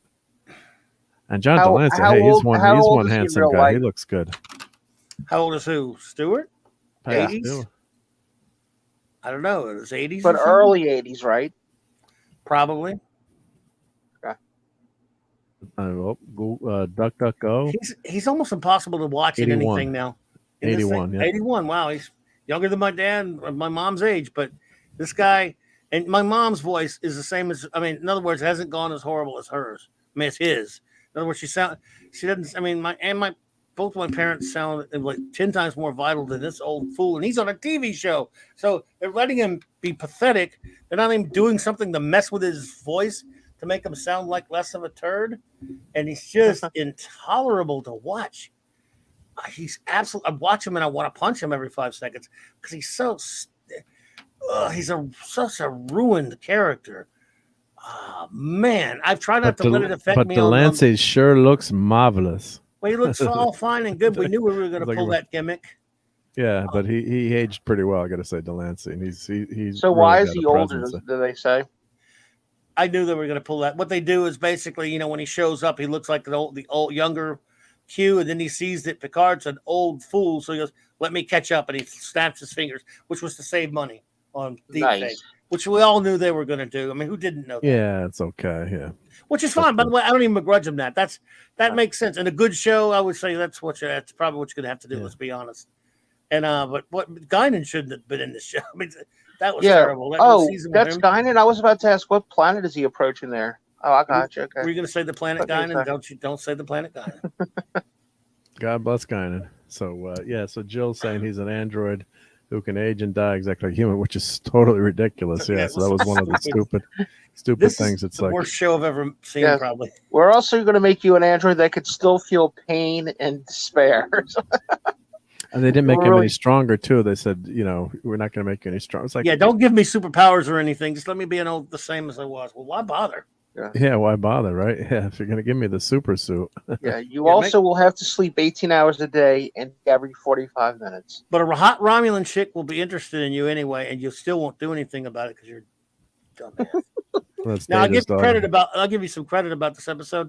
At least it has less Raffi so far. And if she's out, that's a plus. Just like what's her face, the other girl was the key to everything synthesoid girl. What was Soofy, whatever her name was? But little blonde girl was annoying. But she said this girl here, she's gorgeous. She got let off for insanity plea for murdering Bruce Maddox. Yep, totally ridiculous. And isn't there something weird about seeing a guy a captain of a starship smoking a stogie on his bridge? It looks stupid. You know what? I thought they were going to have him just chomping on it, or then say it was like a holographic cigar, and they don't so far. No, Archer had a dog. Smoking's been banned, and smoking people don't smoke in the world. Hey, wait, didn't Picard or a Riker have a cigar? No, on the bridge of a starship. Never. No way. From Q. Yeah, that was different. He didn't want one. I mean, no. This guy thinks he's Ben Grimm or Nick Fury or something with his damn cigar on the bridge. It just looks stupid. No starship captain would do that. No, because smoking, and we can see how few and fewer people are smoking. So that was one of the predictions Roddenberry chalked up. Another prediction got right. But if he was like a dude that enjoyed smoking later, wouldn't care. Yeah.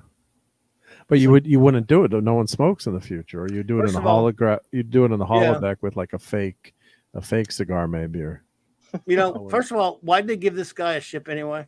After all the crap that guy'd been doing. Yeah, well, that's what I was saying. It was like, but I was, in an alternative universe, if you just started with some of those semi-decent elements and erased the first season, I know that's a tall order. I would say, all right, that's let's go. That I would have been much more excited. But the guy's kind of an idiot pirate in the first series. It's like, and he's got a ship now and nothing. Picard broke all these rules and did all these things, and let this synthesoid almost destroy the universe. It doesn't make sense. Oh, so we're just before Matthew's watching Cobra Kai. You're gonna love that Cobra Kai. Oh, great show, man. Best new things. Yep. Yeah, I didn't mean to go off on it. I didn't mean to go off. I was just saying that I felt numb before when I was kind of numb the whole time, almost even dozing off. And then when I saw those coming up on the next exciting episode of Picard season, And I see all this just jumble of, Klutzman action and all this phony drama crap for the. I'm like, wow, that looks like it's going to be tough to watch. See, Pop Culture Republic, Kale. Yeah, that's what I'm trying to say. If there's no season 1, it could have been a bearable episode with a bit of reworking. Yeah, so unfortunately, we've got a season 1 there, and One Time with Q, and Roddenberry had the no smoking rule. Yep. Yeah. What does Grandpa need with the Starship? Stargazer kind of looked. I don't know. I mean, I never liked the ship anyway, so it's a new Stargazer. Yeah, it's a new Stargazer. So yeah, if you like the Stargazer, I never really liked it. I never thought it was a particularly good design. Her scenes were stupid, of course. 6 of 9, as Gary called her. Yeah. And this character is this is the most cringe character. Every character sucks. And this character with the Romulan Legolas is just terrible. It's just horrible. The only tolerable character is the cute Romulan lady, and she's at least she's not in it. Lori, but now she's gone now, right? And her husband died just they gave an excuse for her to. Oh yeah, did they explain? No, they didn't explain. No, he's just gone. He just right? died, and she's got the hots for old 90,000-year-old Picard for some freaking reason. Well, he's fully functional. She don't know that, does she? Well, he's an android, right? Does she even know that? We don't know. Yeah. The point is, he still looks the same. Why should? And she's known him for all this time. What an old doddering old goat he is. What's she care? What's she interested? Man, Ron, that woman has some questionable taste. I'm just saying. I mean, he's Is she the one that killed somebody? Picard's always been an old stick in the mud, even when he was young. Imagine that 99 into some, she's fallen for him. What the hell's wrong with you? That was a weird scene. Yeah, that I would take that whole out. You could have had like a touching moment, like talking about his husband passing away, but then they had the whole Romulan. It was a political thing with the not helping them evacuate, and became a whole thing about the wall and all this stuff and politics, which we don't want to talk about, but it was obviously dig at that. So it just been bad. Why does 7 of 9 look almost? So at the end, I guess they go back. I think I showed the preview. Like the Paramount's bad. They always they brought it back to Chateau Picard. The wine bottle looked good. It's a wonderful. This is like a ripoff of Tapestry, I guess. And he's going to bring him back to some totalitarian Earth in 2024. I wonder whose fault that's going to be. I don't know. No, more like orange. Can Android Picard still play the flute? I don't know. My question is: Do Android Picards dream of electric Vulcans or electric Romulans?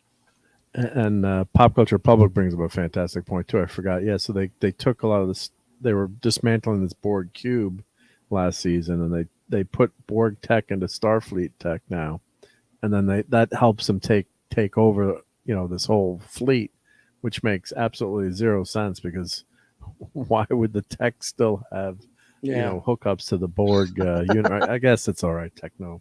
You want to call it technobabble, Star Trek technobabble, but they've assimilated Borg tech into Starfleet, which of course you would have thought they would have done, immediately in the next generation, right? So here's the Borg. Another Borg problem cube. here. First of all, why do we have to dredge up the Borg? In fact, why do we have to have everything? Why can't we just have a story about a ship exploring space and having, multiple adventures? It's always got to be the freaking universe is threatened for 10 episodes. And it's always going to be melodramatic and pew, pew, pew action. And there's no science fiction, really. It's just dredge up the Borg. They're not going to be doing anything Star Trek-ish, like, exploring strange new worlds and exploring deep philosophies of life, the universe, and everything, and all this other kind of stuff. It's just going to be shoot, pow, pow, pow, drama, boring garbage. Well, that's exactly 100%. It's actually, I think, some of the syndromes in the movie where we've talked, Trek movies, we've talked about.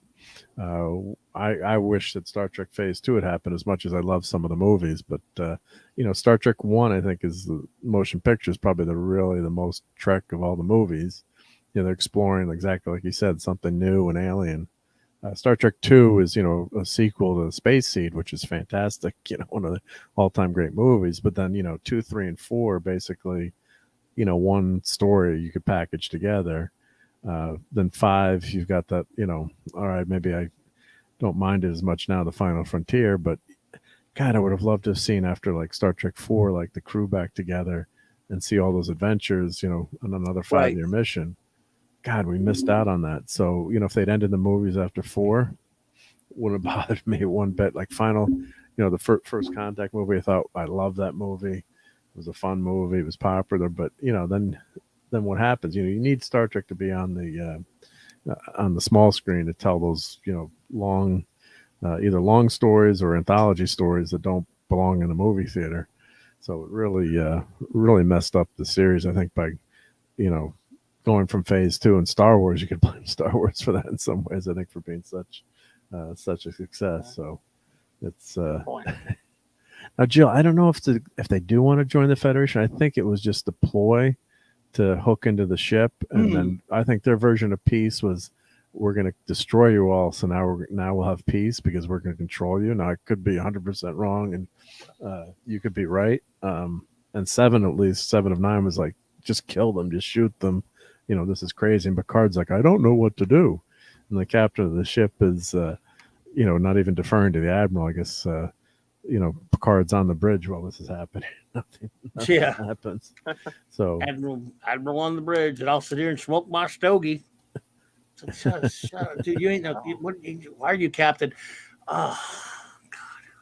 Yeah, and so I like that actor. Over? I like that actor. He could be good and stuff. It's like Yeah. In fact, in that first season, I thought that was a character that I almost empathized with. He had problems.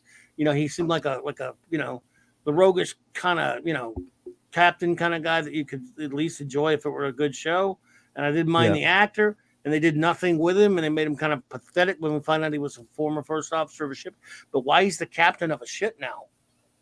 I just don't get it. He's just dope. But this is not what I want out of Star Trek. And I don't. Again, why do we have to go backwards in time for 9 episodes? Again, you can't do multiple stories. You cheat by writing one prolonged story over about 8-9 episodes because you don't have the imagination to write multiple individual adventures and stories. Yep. No, 100%. Yeah, and then Jill's saying here, I'm hoping, Mark, that Agnes says they have a chance to make the Borg allies. Well, I guess if you could make the Borg allies, but you could never trust the Borg, that's insane. Maybe Agnes is still insane from her alien encounter. She is insane. But that's but people were actually deferring to the Borg, and at least they wrote 7 of 9. Like, they killed my parents, they've killed millions of people, they've done all these horrible things. So at least they put that in the episode. And how are you going to make peace with the Borg? So, but then Q, I guess, snaps his fingers, and then the whole Federation has changed. Everything is changed. So, but it's more time travel, please. No more time travel. Oh, stop with the freaking time travel, especially since it's just going to be. It's going to be even more heavy-handed. Look, I love Deep Space Nine. I didn't like that one where they went back to the Bell Riots crap. I hated that episode for the preachy garbage.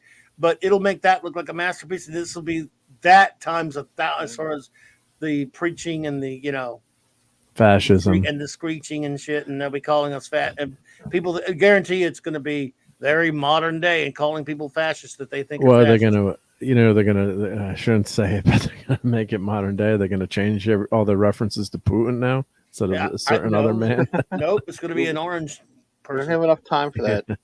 Yeah. Quick.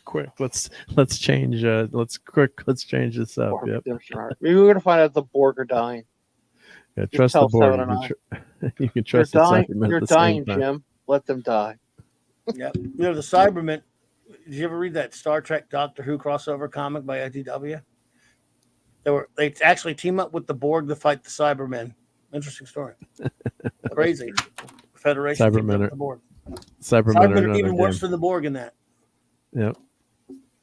Well, some of the ships did look cool, I have to say. The special effects of the ship look good. At least the ships, I'll say that the ships were different. They weren't all the same. They weren't STD ships. Yeah, they didn't save money. Remember at the end of Picard season 1 where they all the ships were looking the same and you couldn't even see them? Like this, yeah, they all look like this At ship. least they Yeah. look different now, but they stole them from Star Trek Online. It looks like an Yeah, but- experimental ship. Yeah. And then they had the Excelsior. I don't know if it's the same Excelsior, it's a new Excelsior, but the same registry number. How come no Oh. Enterprise? By the way, they were showing some of these little glances of these screens where all these cadets were getting on their ships in Starfleet, and the Excalibur. I noticed. They mentioned, I forgot one of the other ones they got. They had Her Sulu's ship, her crew. the Hikaru Sulu, yeah. Yep. Or they And, had And then there's another famous ship they mentioned too. yeah. No Enterprise though. No Enterprise. Maybe the Enterprise is on a deep space mission. I guess could be. Well, what number Enterprise are they up to now, right? You notice they were using the next gen Jerry Goldsmith TMP music.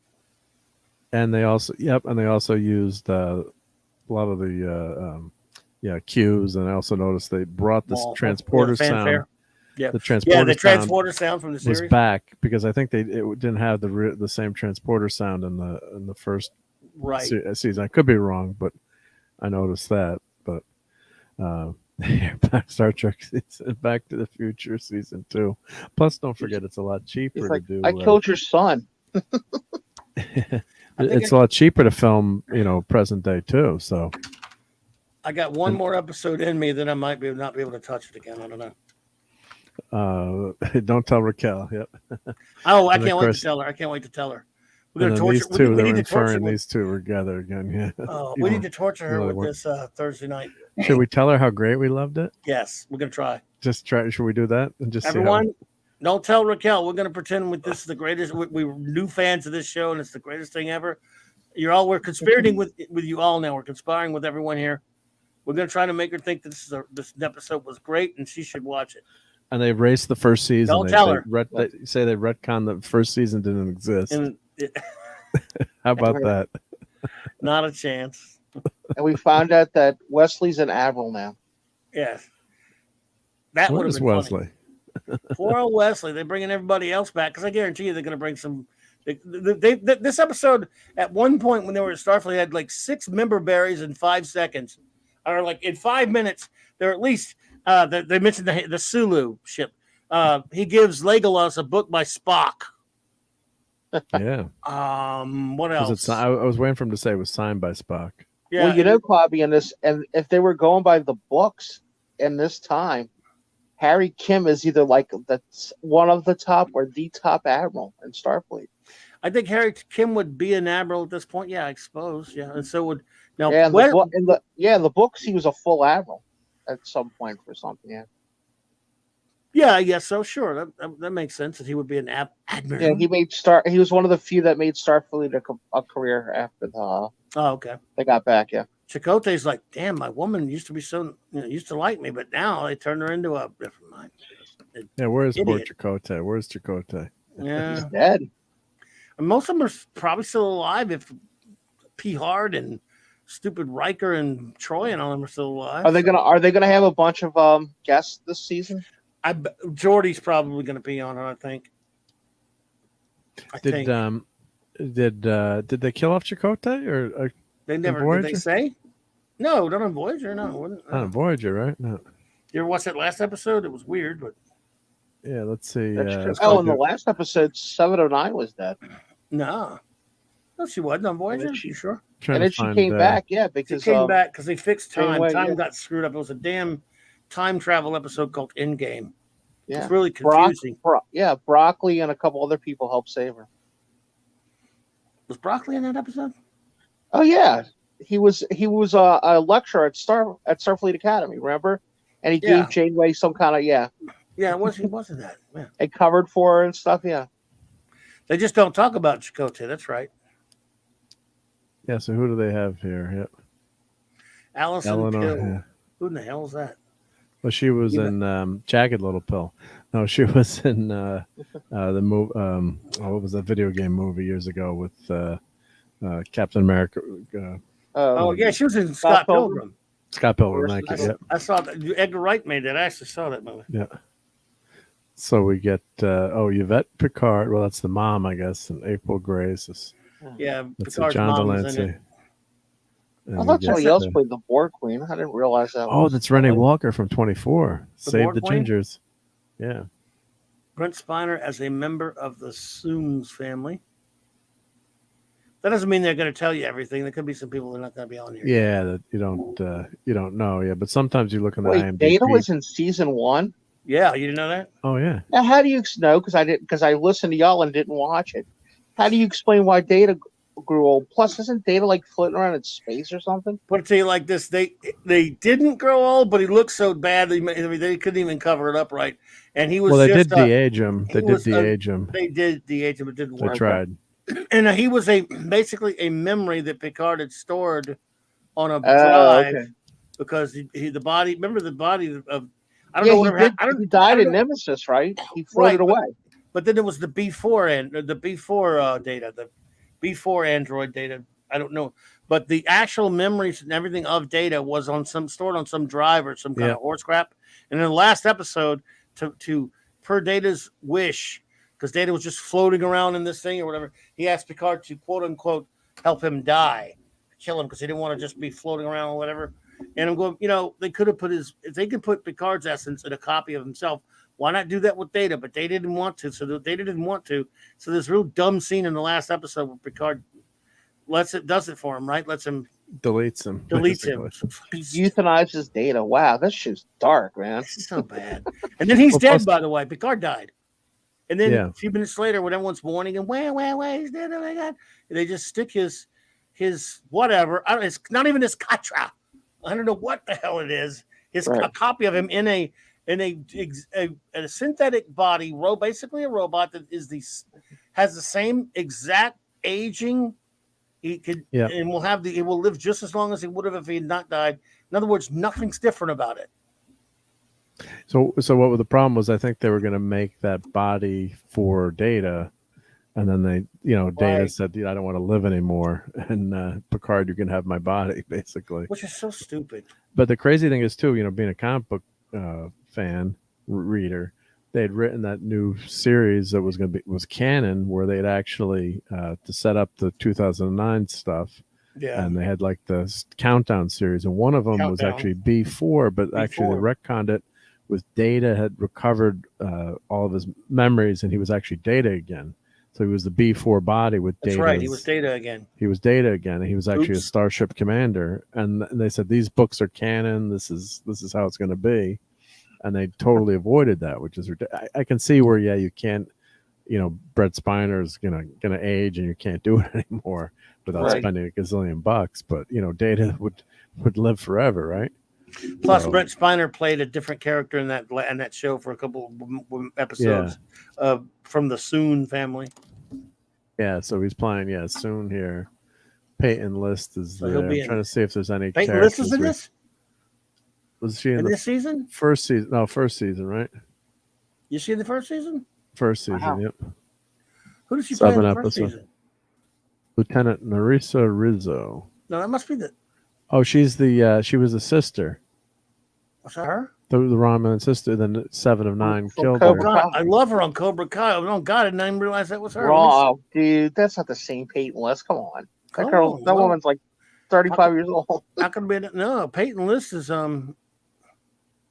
Yeah, there's 2 Peyton Lists. She's like 35-year-old Peyton List, not 22-year-old. Are you sure? 100% sure. Okay. Because I thought I'd seen her in something before. Yeah, the other one's pretty young. She was cute on that show, I have to say. The one on Cobra Kai is super cute. Who is this here? Yeah, she's super cute too. There's 2 Peyton Lists. No kidding. Well, normally they don't have. She's pretty hot though. She was a hottie there. They don't. They take different names. Yeah, they always have a different that crazy name. Romulan. The crazy Romulan. Yep. Poison Ivy voice. God, that's her? She was Ivy in Gotham. Oh, God, Frequency. Gotham sucked, but she was super cute.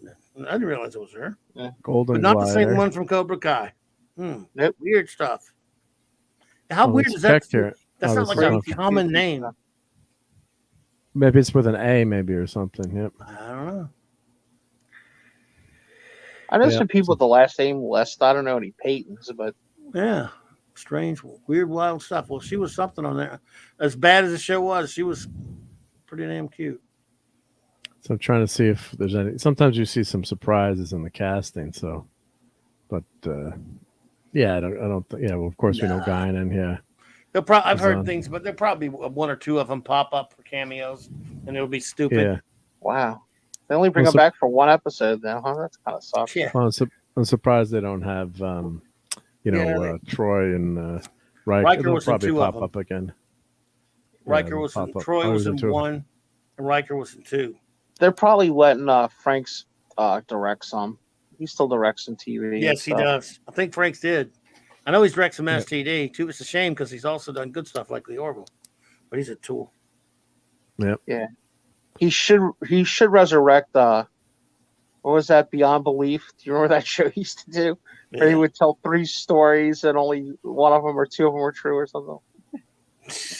Yeah. You don't remember that show, Mark? I know of it. Yep. I've heard of it. I don't know if I've ever seen it before. Well, I told you guys before I realized Mr. Spock was Mr. Spock, I knew him as the guy from In Search Of. Oh wow! It wasn't until I was older and I was like, "Hey, that's the In Search Of guy. He's also Mr. Spock." Yep. Heard of Well, here, tomato. I got to show. We'll end on a good note. So let's show this new gizmo that I got that I was showing the other night on your Saturday Night Star Trek. So here's the new communicator. Well So- said, Jill. Well said, Jill. Look at that.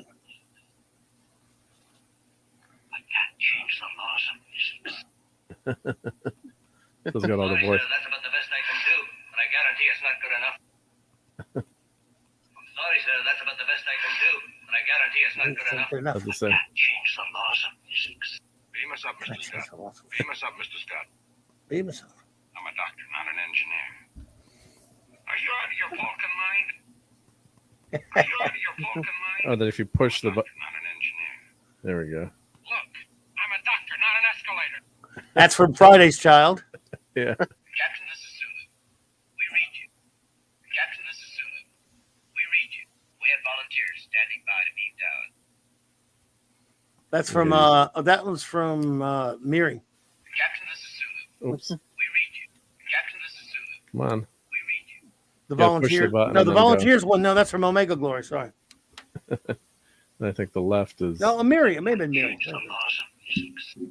This is Kirk. That was from Naked Time. Sorry. I'm a doctor, not an engineer. Spock here. Status of your landing party.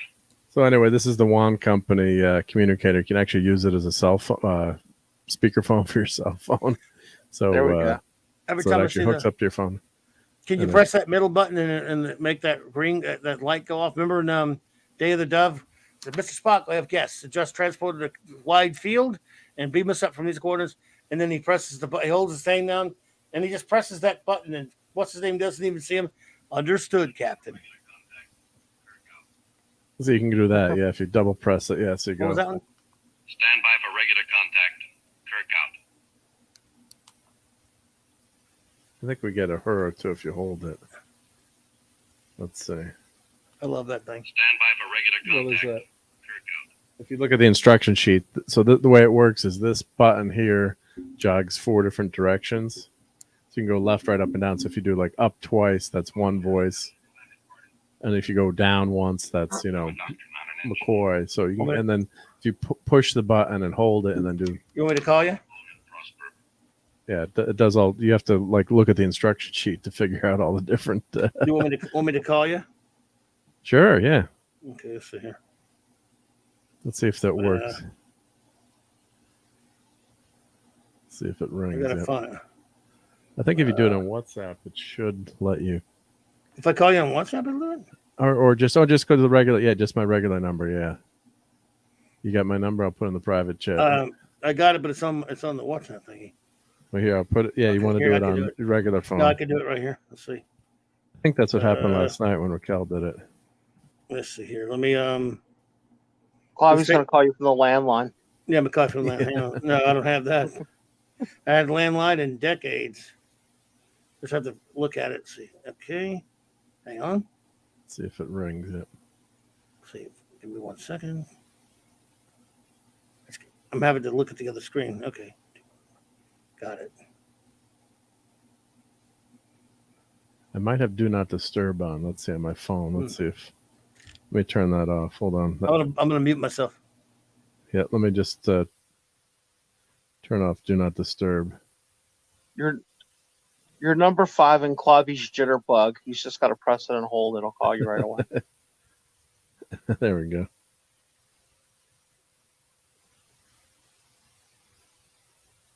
All right, there we go. Okay, so let's see if it. Oh, here it's ringing. Yep. Hello. Captain, can you hear me, Captain? Can you hear me now, Captain? I can hear you pretty well. Working pretty good. Not bad. Captain, I'm afraid that our transporter is not functioning. So we're not going to beam your ass up, and I'm now the new captain. We're going to leave your ass down there.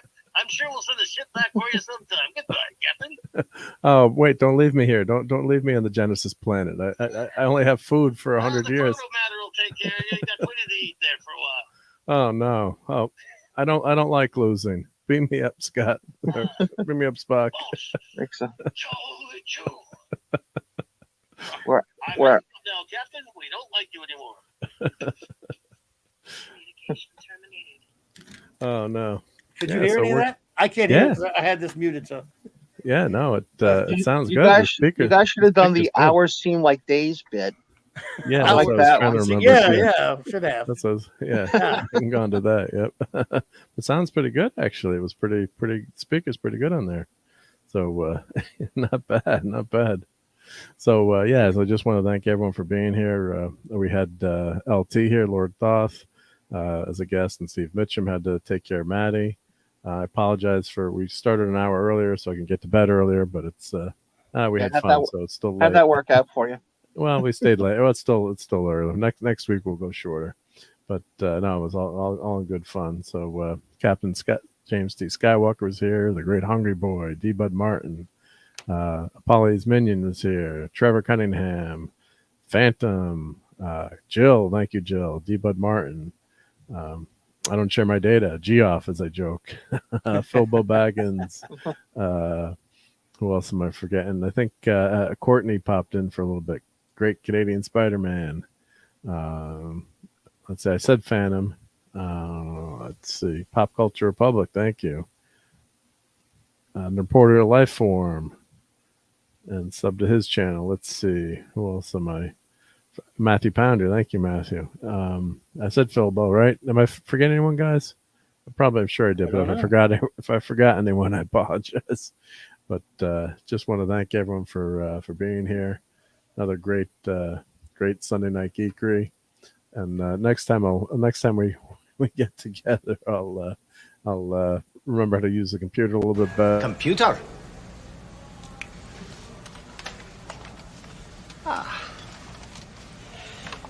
Hello, computer. Just use the keyboard. The keyboard. How quaint. So I'll figure it out. Hello, computer. I'll get that next time. So, but yeah, just appreciate Clobber and Thompson being here, and Pat S. And Mike, if you want to say what you got coming up later today, I guess. Oh, yeah. Monday night, Mark C. Comics Talk. Tonight I have the lovely Purple Valkyrie join us on this. Join me on this wonderful Batman night, this Batman weekend, and we're going to talk about why we love Batman. Why not? And that's 9 p.m. Central Standard Time, and then the rest of the week, just wild card Wednesday night. Anything goes. Thursday night with Mark and Raquel on the Clubhouse, and then next Saturday night, Star Trek starting season 6 of Next Generation D. So hope we'll see you all there. And I big up time apologize to our great gracious host for saying bad words tonight when I shouldn't have. I don't know what's got. I had no excuse for it.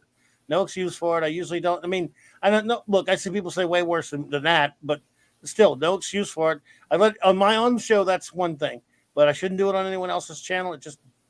It blew out of there. I don't know what the hell just got a hold of me. I'm just not. A lot of stress with these stuff. Yep, it's all right. It's all good. Yep. Thank you all for being here, my good friends out there.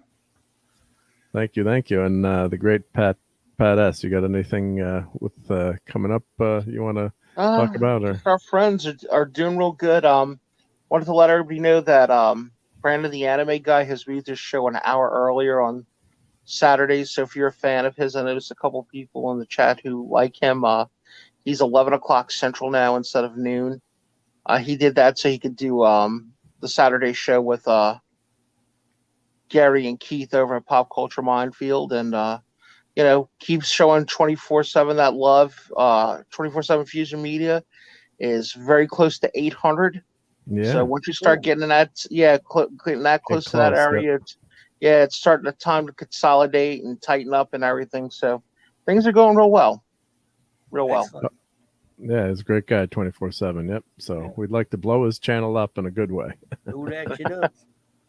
So I've got maybe some. I keep promising some. It had a lot of videos last week or 2 weeks ago. I got to do some more statue reviews and toy reviews, and of course, look forward to Thursday night and Tuesday night. Will be not that well-known movie, Animal House. I don't know if we're going to get a lot of people to watch it.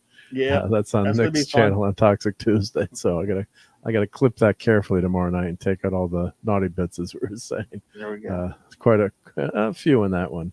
And maybe clip some videos for that one. But catch Nick, catch me over on Nick's channel on Tuesday night, and we'll Cloudbeast Clubhouse Thursday, and hopefully some more review videos during the week. So always appreciate everyone hanging out here and having a great night here, and everyone in the chat. It was a great chat tonight. Chat was rocking, and just appreciate that. And we got a good thing going here, hanging out and enjoying and talking about the good stuff, even though we did.